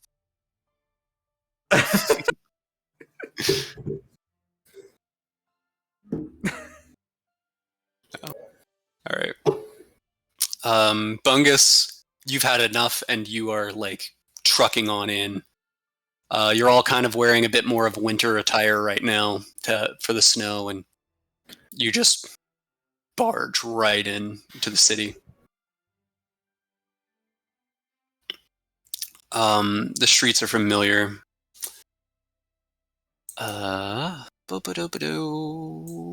This one.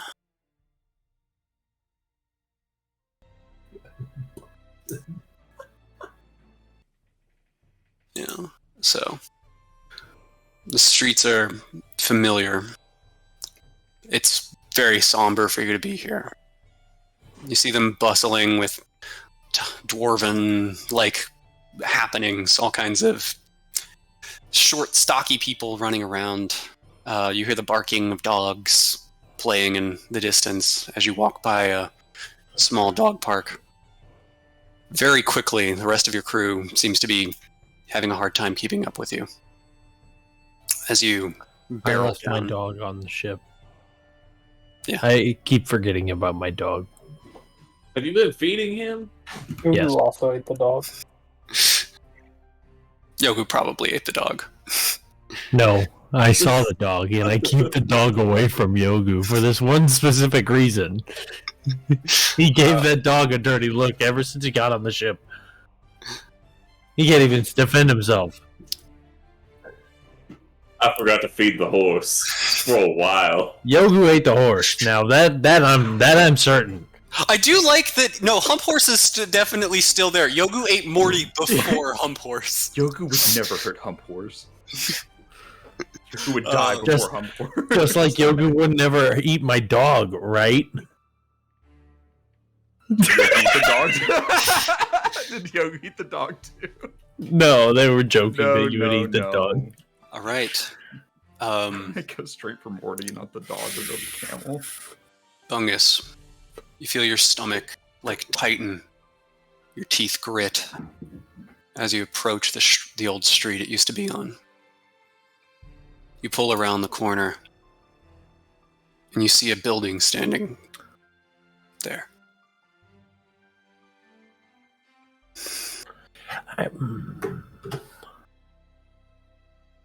Hold up 1 second. Can't remember how I left.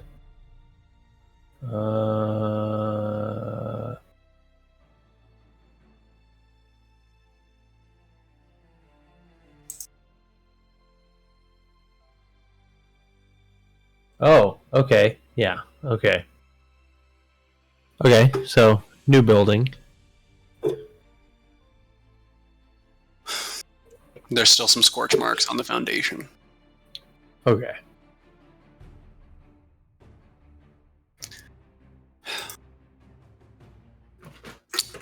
What do you do?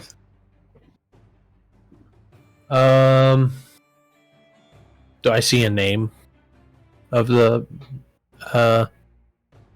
and I don't think I specified. It's one of those like hipstery places where they don't put the name on the building so that you have to like know it's there. Oh, wow.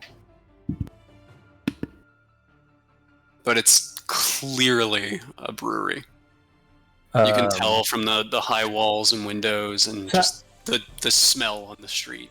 I didn't get into a lot of the specifics in the backstory, so like. Yeah, I filled in blanks. No, okay, so like if there's like a family name or like It would be both. Like you, not my family name, like the mafia or whatever, the bad guys. I'll just send you the name that you would know. Gotcha. That way, you're the one that says it, and I'll see how you pronounce this. And then, okay, so there's still burn marks on the foundation. So you can tell it's a new building.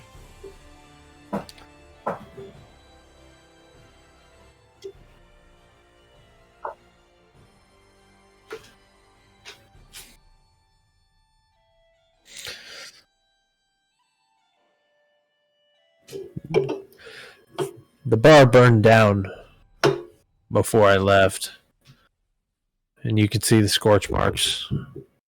So they built on top.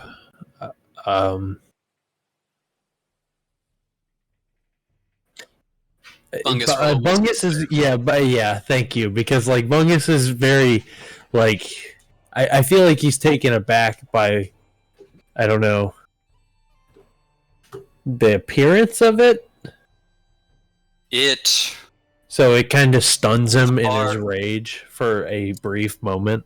The brewery before was a very traditional style, like dwarven setup. There's all kinds of like tea lights on the outside leading up into a little entrance.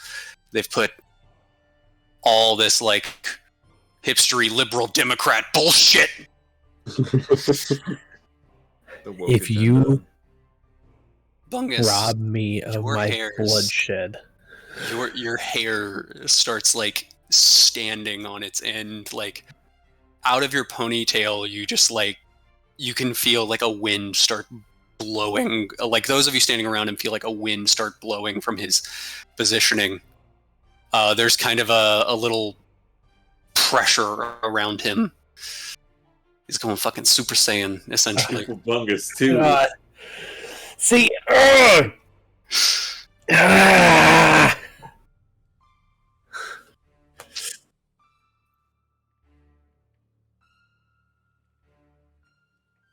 Okay. Is there anything else? Like, has anything else changed on the street? Is there any shop that I recognize? Like, are our next door the next door neighbor still there, or something like that? All of the other shops on the street are still there, but a couple of them have kind of adopted this more gentrified look. Same clientele. It's all dwarves. All dwarves. You see some kobold servants running around. Does it straight up look like Patty's Pub? No, Patty's Pub is a bar. This is a brewery. It looks like...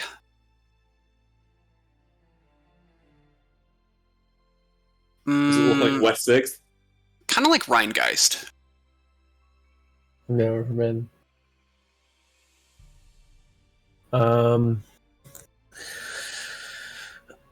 Oh, this is really hard. What are you doing, Bungus? Bungus is angry Mm-hmm. being back and seeing a brewery that is likely brewing the family brew. Bungus walks towards the front door. Bungus And walks- goes and opens the front door and walks in.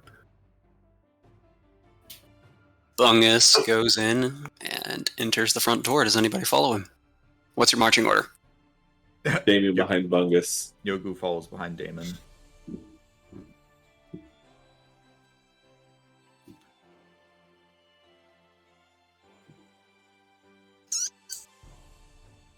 I'll be in the back. See, I'm worried. I'm worried because Bungus is so fucking angry. He wants to punch somebody in the fucking face until their skull like shatters. But he has this weird feeling because this is not something about this isn't right. We could challenge them to a drinking contest. Loser has to leave the brewery forever. Something about this isn't right.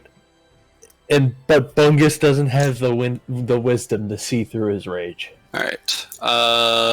This does not mean you're in combat, but I would like everybody to go ahead and click their token and roll initiative. I can't see me.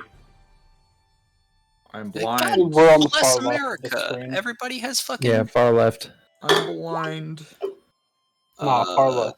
I'm No, tuned yeah, all yeah, the yeah. way out. Yeah, he actually is Oh, blind. there we go. Oh, okay. Okay. What the fuck? Oh, you roll two. Okay. Is Roger also blind? So Is you Carla rolled a blind? one and then re-rolled. No, I can see. Wait. Alright. Alright. I got 5 twice. That's hilarious. Oh. Oh, I didn't clear the initiative from last time. Fuck. Alright. Everybody remember their initiative? Yeah, I rolled really shittily. Yeah. Then Yeah. We All actually right. all rolled really well. Yeah, we gotta clear the initiative. Except for 'cause- me. We need to re-roll. Yeah. Except for me and Roger. You know what?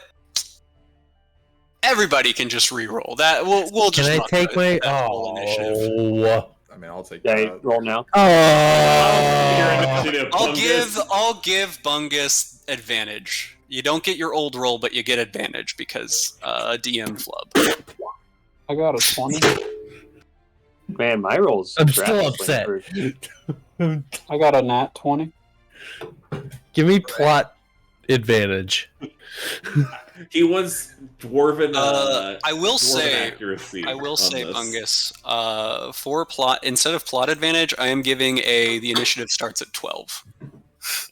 Cool. Okay, fair. I like that. The initiative is more of just what order you guys go in after a certain point, and so I'm just saying you go first no matter what, and then the initiative Gotcha. determines Fair. what order everybody goes after you. So I got the worst roll? Man. No.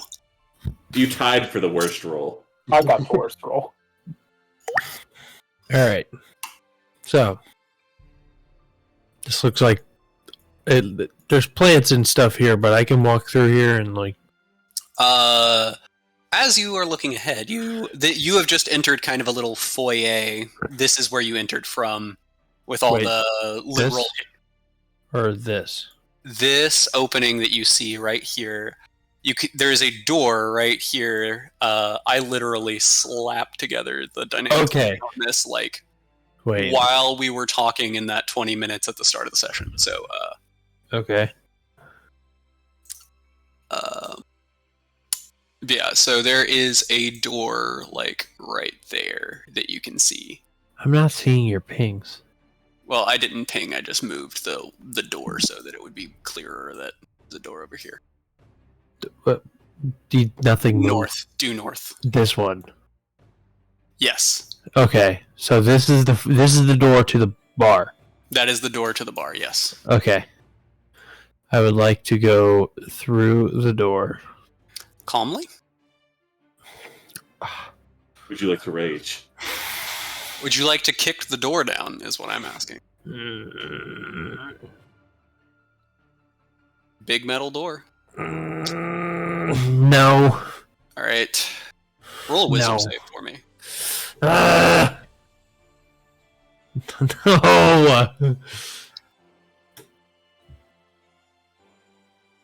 You.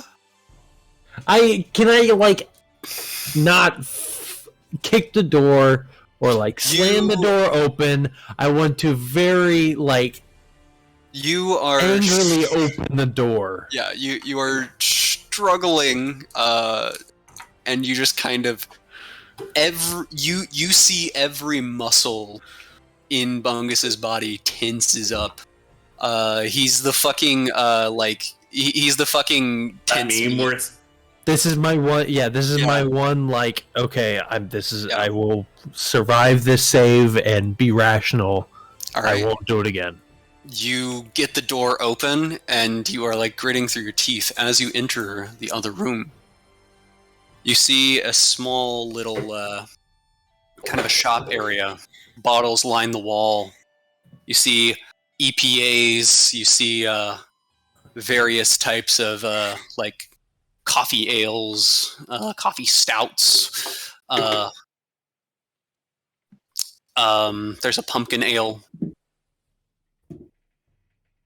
And there is a reception checkout stand at the back of the shop with a dwarven man tending it. No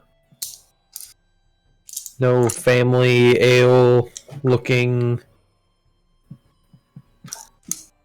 He just looks like a normal guy. He doesn't- No, I'm talking about on the wall, in the selections. Is there no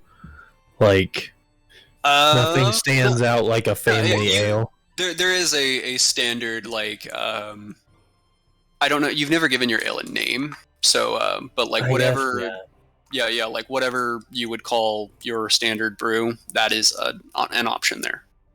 Certain, let your cougar bait or your white girl wasted, that is there. Okay. You see signs labeling Bohort Brewing all over the building. They're selling little wooden circles with the logo for Bohort Brewing, although it's not a logo you've ever seen carved into them. Bungus walks over to the standard brew, Bohort brew. Okay. And pulls it out and opens it on the spot and begins to drink. Would you like to start a tab? You hear the guy. I ignore him for now. Is it? It tastes like yours. Something's off. Something's different. But like all of the recipe pieces are there. Like I can taste it. It's just like the. You have a ratatouille moment where you're able to break down all of the like chemical composition of this beer in your head, and you can tell. Roll an investigation check. Oh! Take advantage. Since brewing is my big thing. I'll give you advantage, sure. Nah, that didn't help.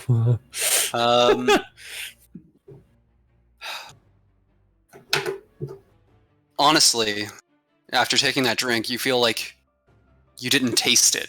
Like, it just kind of went down, but you feel... It did taste like yours, you think. But... You're just so angry. Angy boy. Angry, but something's not right. Like, I feel like something's so not right that even Bungus might feel like something's not right. I don't know. The whole hipster vibe thing is throwing me off. I don't know. This is not what I expected, and I feel like this is not what Bungus would have expected, so it's just kind of flustering him. All right.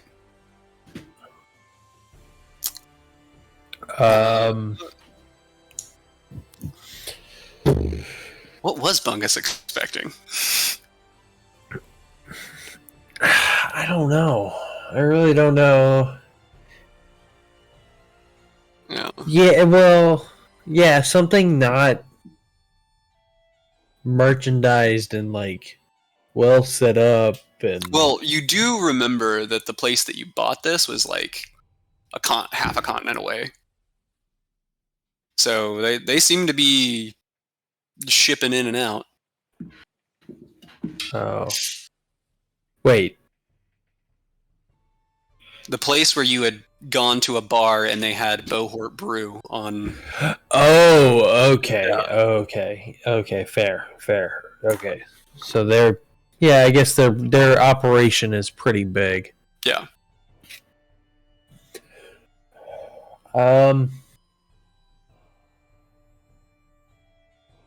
So is it typical? Is it typical? Like, okay, is drinking my action type thing? Yeah. Drinking's gonna be your action in this instance. We're mostly just kind of like, I'm not trying to like everybody. No, you're fine. You're fine. You know, Yogu. Can I do? Wait, sorry. No, Real quick, as like a bonus action, can I do a wisdom save and try and like communicate with the bartender, like rationally? Roll a wisdom save. Roll your wisdom save.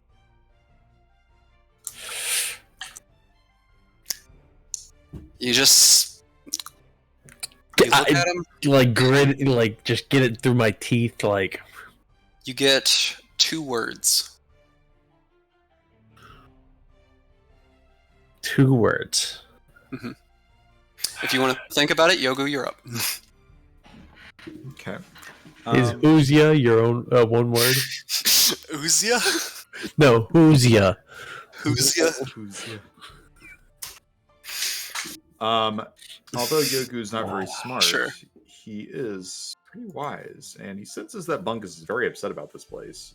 And to be honest, the hipster vibe kind of throws Yogu off a little too. But Yogu's going to follow Bungus through that door, and he's going to... Whenever he enters, he's going to look around and sniff the air and kind of lick his lips a bit. He looks All at right. the barkeeper. Says, "Yoku is hungry. Do you serve food here? Do you have a kitchen?" Yeah, we've got one. You can order in the back. Is that up the stairs here? Well. So we do this thing where there's a rune stone on the table, and you have to like. I'm going to Use our interrupt app. him. Can I bargain and get 3 syllables? Give you 3 syllables, sure. Who's your boss? All right. He will answer that on his turn later. I feel like Yogu did get out first, and this is an initiative. Oh, Yeah, it's fine. you're No, fine. yeah. I'm No, sorry. no. Like, This one's I a bit loosey goosey. yes, it is. But But- explaining that you have to go like tap the rune stone, and then the menu will should show up. Sometimes it doesn't. You have to like sit at a different table if that happens. But so you just kind of press it, and then the when the menu pops up, you read Dwarvish, right? Yoku does not read at all. Okay. All right. Nox, what are you doing from the back? What am I doing? That's a good question. Have I ever been to this town before? Am I the only one that doesn't know what this place is? What is your backstory? Where were you from? I don't think you've been to this town. I'm pretty sure you have not been to this town. This is in the south. This is the southmost any of you have ever been. I mean, yeah, nobody but me has been into this town, right? Yes. Yes. Nox was further north. Nox was in the northern part, Ikogan Mountains. Yeah. So I'm just gonna walk up to where the other two went. Right. You see a guy. Yogu's asking him for food.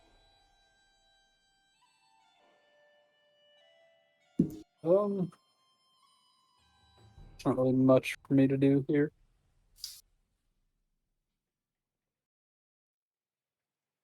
By the way, people who had manuals, you have the manual stuff. That was all time skipped. Oh, like we got our strength decks. Yeah. Cool. Yeah, just making sure. Sorry, Nox. What? I guess I will just walk in, see that the other two are tasting fine brew and asking for food. I'll just inspect the bar. It's far from fine. All right. Bungus screams. All right. This is going a little slower than I wanted it to go. I ended my turn right away. No, so we can get a little further into the bar, but I do want to have like initiative up and ready, just in case. Okay, I mean, like, for this room, can we just go through it without initiative? Right, yeah, that's what I'm saying now. Yeah. I have executive decision changed my mind. Okay. Yeah, like I said, I would like to interrupt whatever the bartender is saying and just Sorry, say, no food for you. Who's your boss? He works out of the back. It's Mr. Bohort.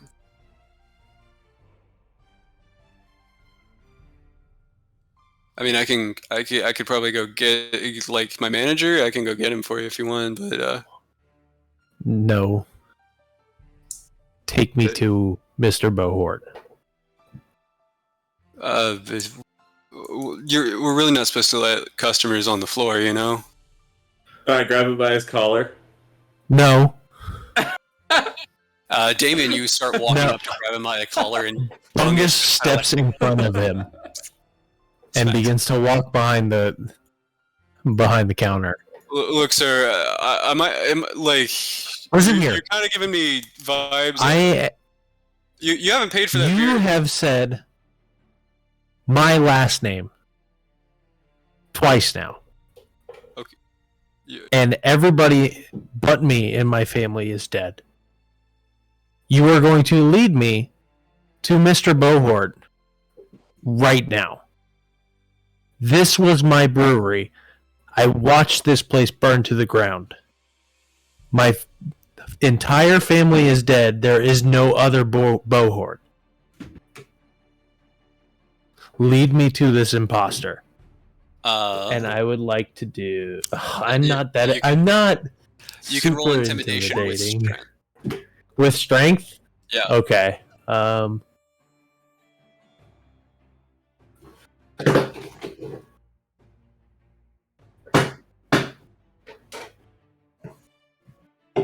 As you do that, the sound of metal scraping on metal kind of like reverberates through the room. What the fuck? Sorry. I did my strength intimidation check. Yeah. Like I punch the desk or like the bar, and it breaks the wood. Okay, but like, I'll probably get in trouble for it. I'm really not supposed to take customers back there. Okay, are you sure I can't just like go get him and see if he'll come talk to you? You will go free. I have no qualms with you. Just your boss. Okay. He seems pretty intimidated by this. He is going to start walking you back. He basically says, him and all his identical clones. That's just I only grabbed one token. No, but as he comes around the corner, there is a large like vault-looking door.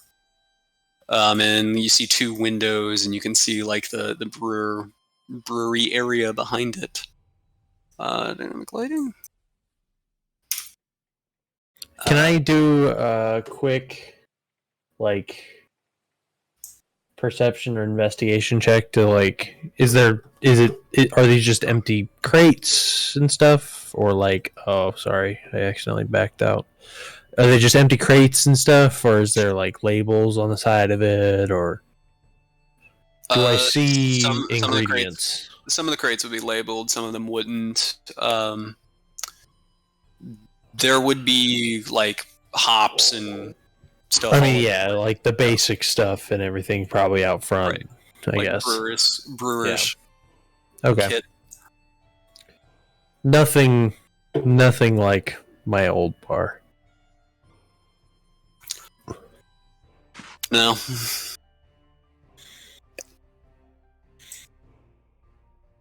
I think maybe your parents faked the deaths and burned down the bar for the insurance money. You shut your goddamn mouth. Spitballing ideas. We can fight your daddy if that's who it is.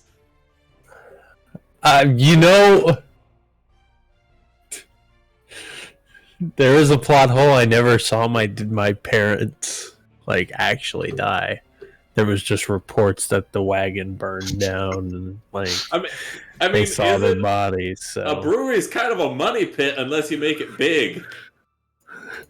All right, are we going into this vault door? The guy basically says That's only. true. The guy is basically trying to only let Bungus through. No, they come with me. They are the only. Wait, sorry. They are the closest thing. We're the boys. They're the closest Bohort, or the closest thing to a Bohort in this building. So they are allowed through. Okay. Yoku really respects that, Bungus. That was really cheesy, but yes. I got goosebumps. Yeah. Can I get like an inspiration for everybody? Like, damn, you weren't kidding. They are clones. Yeah, one of them is coming with you by accident. I feel like my intimidation check carries over to let them through. So yeah. As you all come through, you see the eyes of people working around the what are those called? Cauldrons. The cauldrons, I guess. Like a vat? Vats. Yeah, vats is a better word. Yes. The guys working around the vats like all look towards you, and they're like, Hey, Felton. I don't know. That random dwarven name. Who's your friends? I say ignore them. Keep Okay. going. As he walks back, you get to here. Two burlier guys stand before a door. Hey.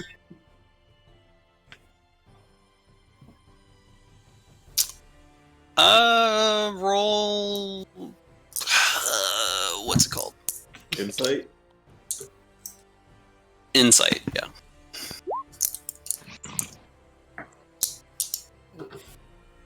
They're dwarves. You don't know what the difference would be.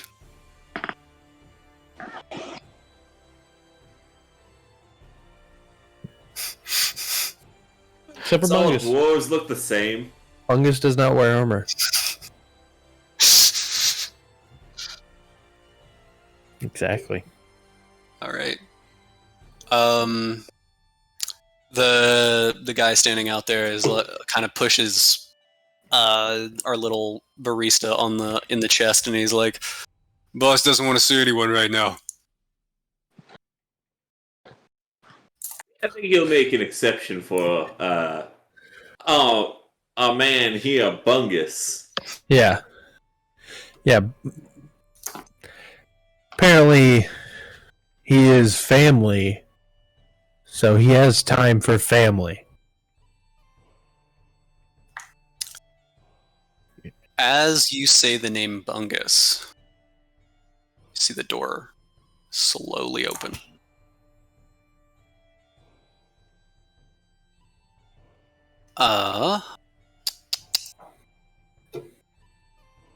Did I really not put a fucking door there? Whatever. God bless.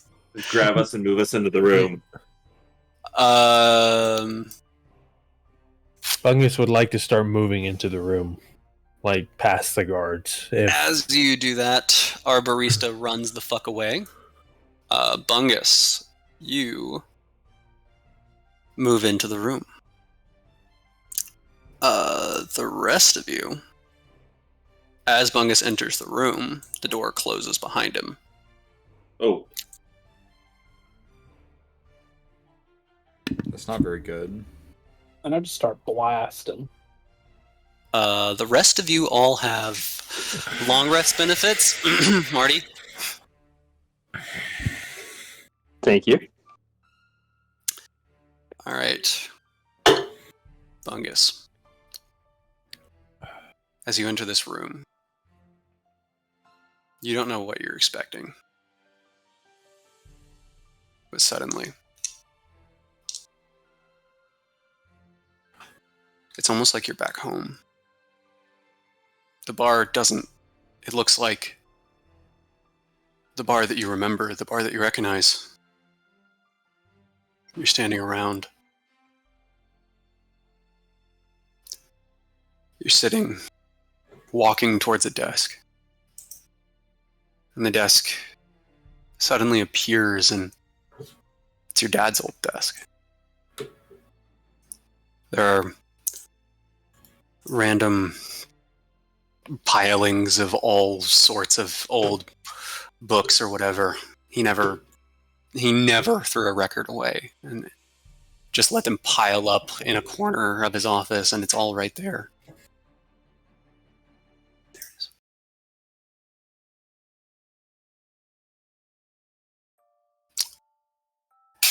And in a chair with its back facing you sits someone.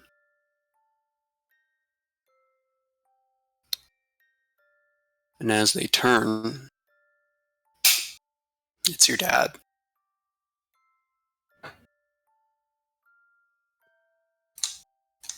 Welcome home, Bungus. I hate you, Matt. What did Matt do? He fucking willed it into existence. Exactly. Okay. Wow.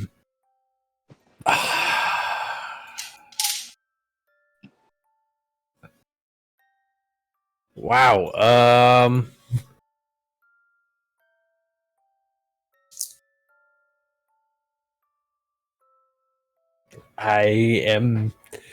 Bungus is very much stunned and probably just vomiting and tripping over his own words.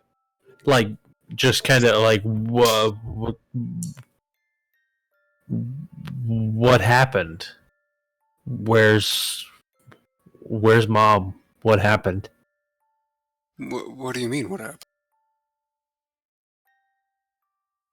As he says this, you feel a tugging on your pants. And you look down, and Mug is there, chewing on your pant leg. Is Mug his dog? Okay, that's what was. Your mom enters the room with a plate of freshly brewed coffee stout. Sets them all down.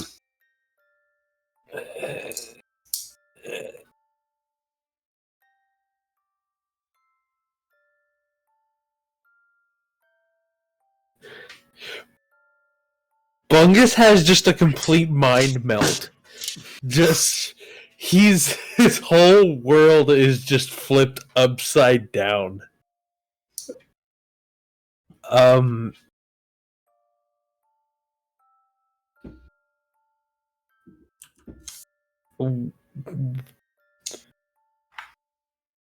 You guys are supposed to be dead. What are you talking about, Bungus? Your mother looks at you. You guys went to... Wait, you guys went to New Bonkledore. And... You guys... Your guys' cart ended up burned, and the family horse was slayed, and we all assumed that you guys were dead. What happened? As tears kind of roll down Bungus's face as he questions everything. Your mom gets this really, really confused look on her face and just kind of like hugs you and says, "Oh, honey, I don't know what you're talking about."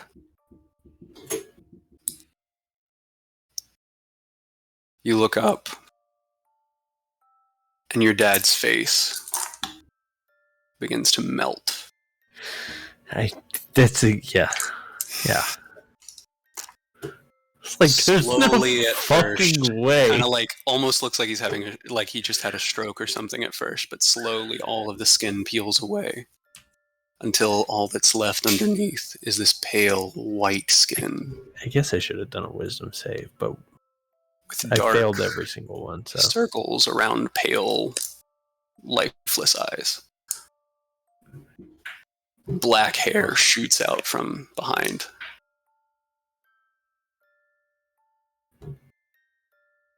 Bungus You're right. slowly They becomes more enraged. I'm sorry, are you angry? The figure looks at you, no longer in the stature of a dwarf, now towering over this dwarf's desk. At his mighty 5'11". I look up.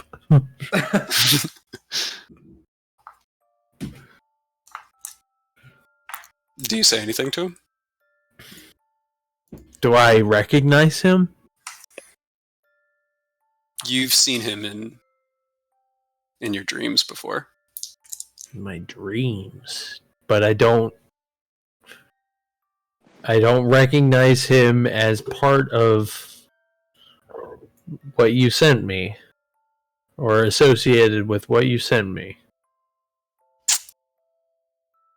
You think he looks kind of like Atlas's true form.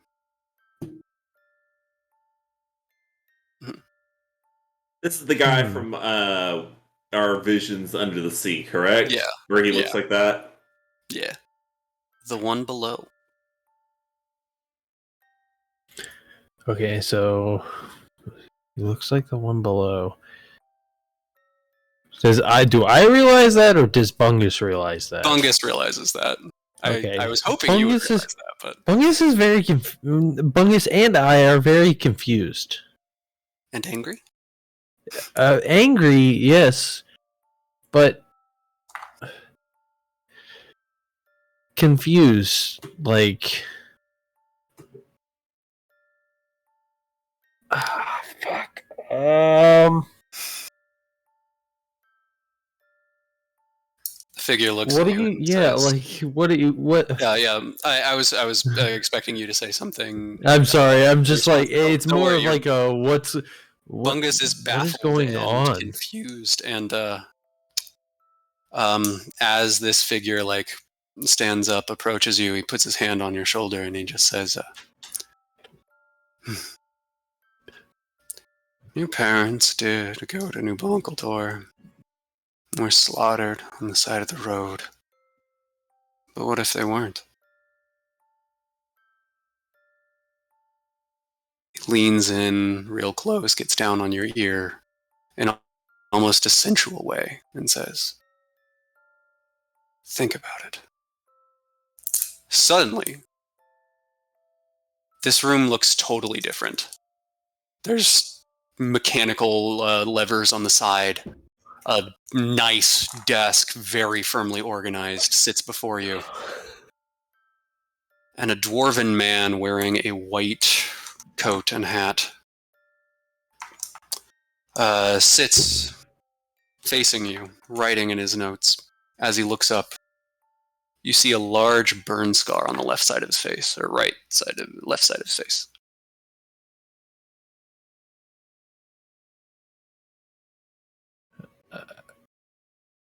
Does he look familiar? He does. Do I know him? Like, I don't have to do a check. You don't have to do a check. You know his name. What is... Okay, who is it? I sent you the name, didn't I? Oh, that's his name? Okay. That's his name. And I assume he's the boss man? Yep.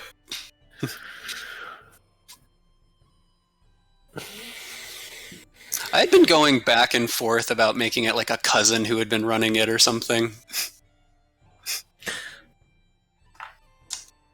I knew I didn't kill you that day.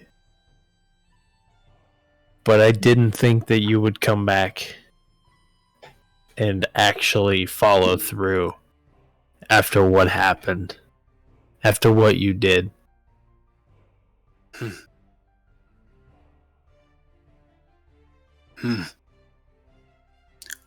Business is business, Bungus. Can't even say I'm mad for what you did.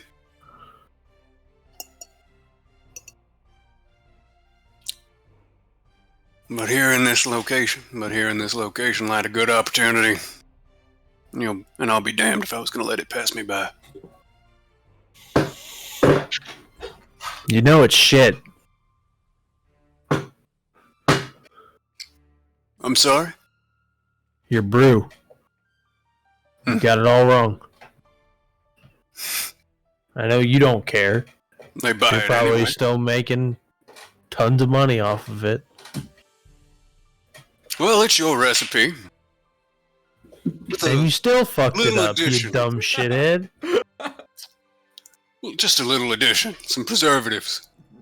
Keeps it fresher on the ships. Sometimes we put a little bit more water in it, too. Bulk it up, you know. How did you get it?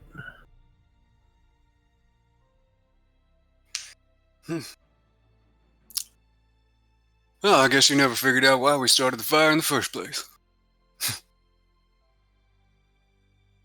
Weren't really trying to burn the place down, no. We were just trying to open your safe and get that recipe. But one thing went wrong, and some minor explosives turned out to be major explosives, and, well... Sit on the land long enough, squatters' rights eventually set in, and this plot was ours.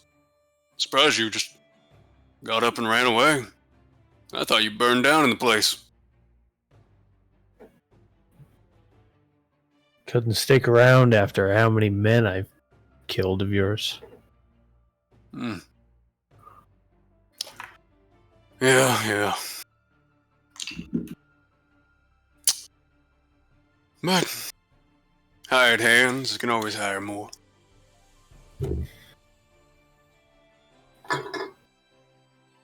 You're using my name. Yeah. That's just it. It's the damn name. Bohort Brewing. Knew it from the moment I saw you. Because you think what you had was your brew, or your special way of doing things or whatever, but no. It was the name. Fuck! The one fucking time! What? What? He rolled a nat 20. The one fucking time! Oh, I wanted to fail! I mean, you Oh. can still kick the shit out of Can him. I purposely fail? You always have the option to purposely fail, I'm pretty sure.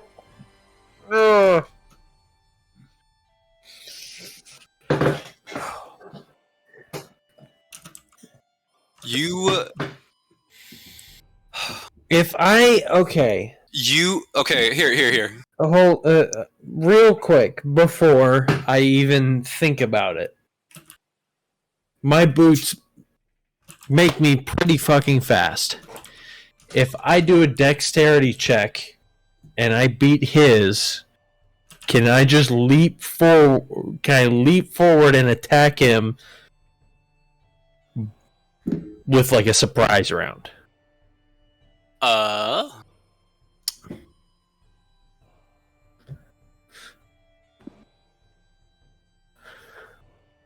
You are going first no matter what. Okay. I will say you alone get a surprise round. But if you are going to leap forward, with a nat, sorry. Were you going to say something? I was before? going to say something else. Okay. But with a nat 20 wisdom save, you feel like something just broke inside of you. You don't even feel mad anymore. You feel empty. You feel nothing. But this power in your muscles swells.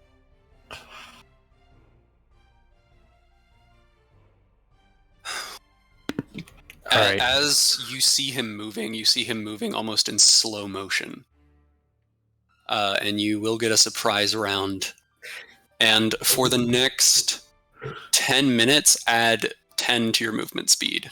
This Holy does shit. not add Okay. to your ability to jump, though. Okay. Let me go pee real quick All right. before I Yeah. beat the fuck out of this man.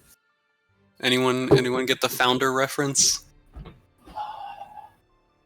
The Was it documentary. McDonald's?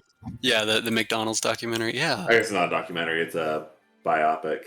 yeah, biopic. But nah, Good. Oh, the thing about the name. yeah, the Yeah. name. Oh man, that I sounded did vaguely mess that familiar, up. and I did not realize it at the time. Yeah, I was proud of it.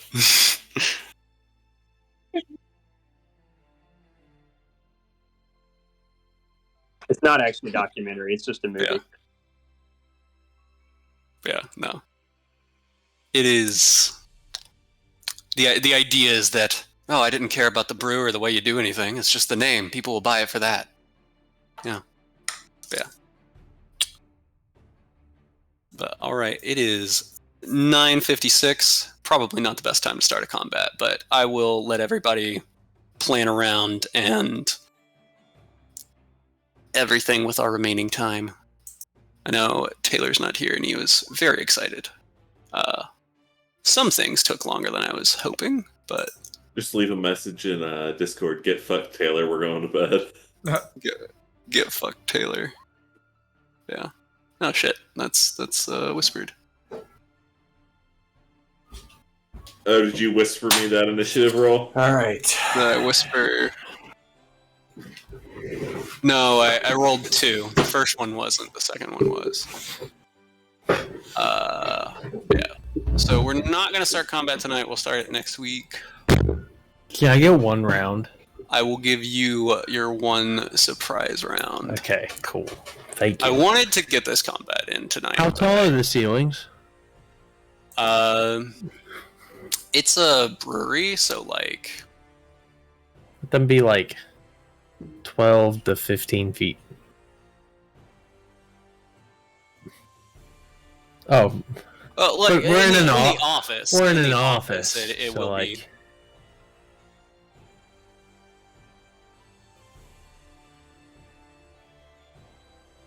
we're both dwarves, so I only need like 2 to 3 feet. Yeah, no. There's probably like an 8-foot clearance to the ceiling.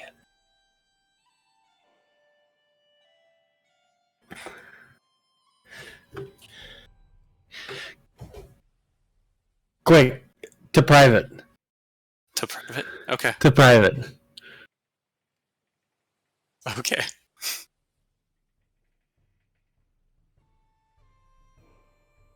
Well, how's your all's night going? Going Pretty good. You? Yeah, doing pretty good. It's a nice little brewery they got here. Be a shame if we burned it down. It would be. That would be a shame. How was your fancy dinner, James? It was pretty good. We had a Arca 9 Thai kitchen, Ooh. I have never heard of that place. like right off Richmond Road. It's really fucking good. You said it's a Thai kitchen? Yeah. What's it near? It's right by the Lowe's. Oh, okay. In that like plaza? Yeah, like thinking- right near that plaza. Like where Taco Bell is, kinda. Kinda. It's on that side of the road. Okay. A bit. It's close to Panera Bread. Oh, okay. Oh, I see. I know what you mean. All right. I've never been there, but I mean, I love Thai food, so that sounds fantastic. Really good. And if you want, Is it like a cheap new Thai- place? No, it's been there for a bit. Damn. See, I've been to that hibachi grill Yeah. that's in that area. Love There's the another Thai place right across the street from my house that's also really good and a lot cheaper. All right. Bungus Bungus, to start the round. would like to jump to the top of the room. He is like floating up in the air. He would like to basically just punch the air, and you see his brass knuckles start to glow, and reality starts to kind of bend around him. He has to sorry, let me pull up his name. You wanted to ask how I pronounced it? Nerval. Nerval has to do a strength save of DC 16.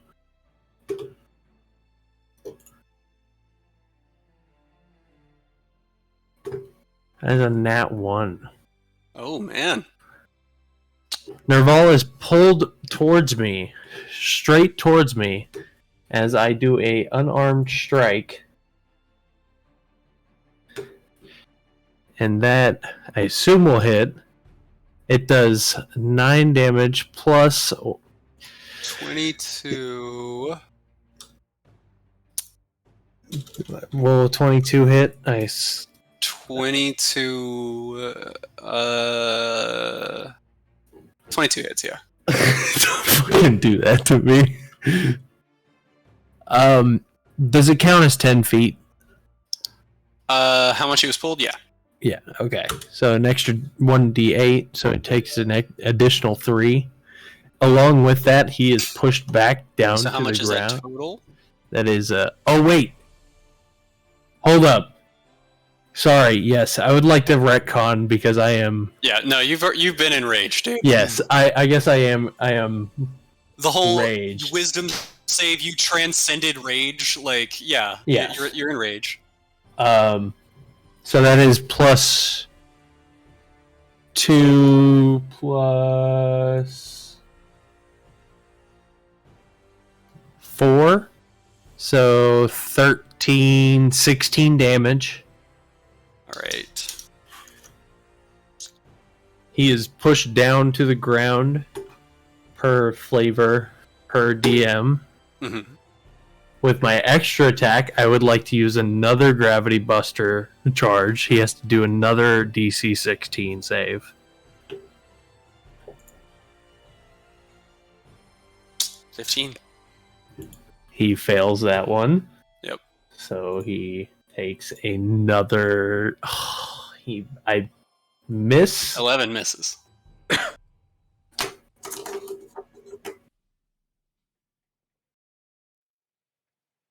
Oh yeah, how does that work? If the gravity busters don't say prone, then it's flavor. It just says pulls a creature. Yeah, it just says pulls a creature. It doesn't say. Yeah. Yeah. Which So this is is like all flavor, you know? yes. So is he? Mechanically, he's not prone. Okay. That's what I'm saying. Okay, gotcha.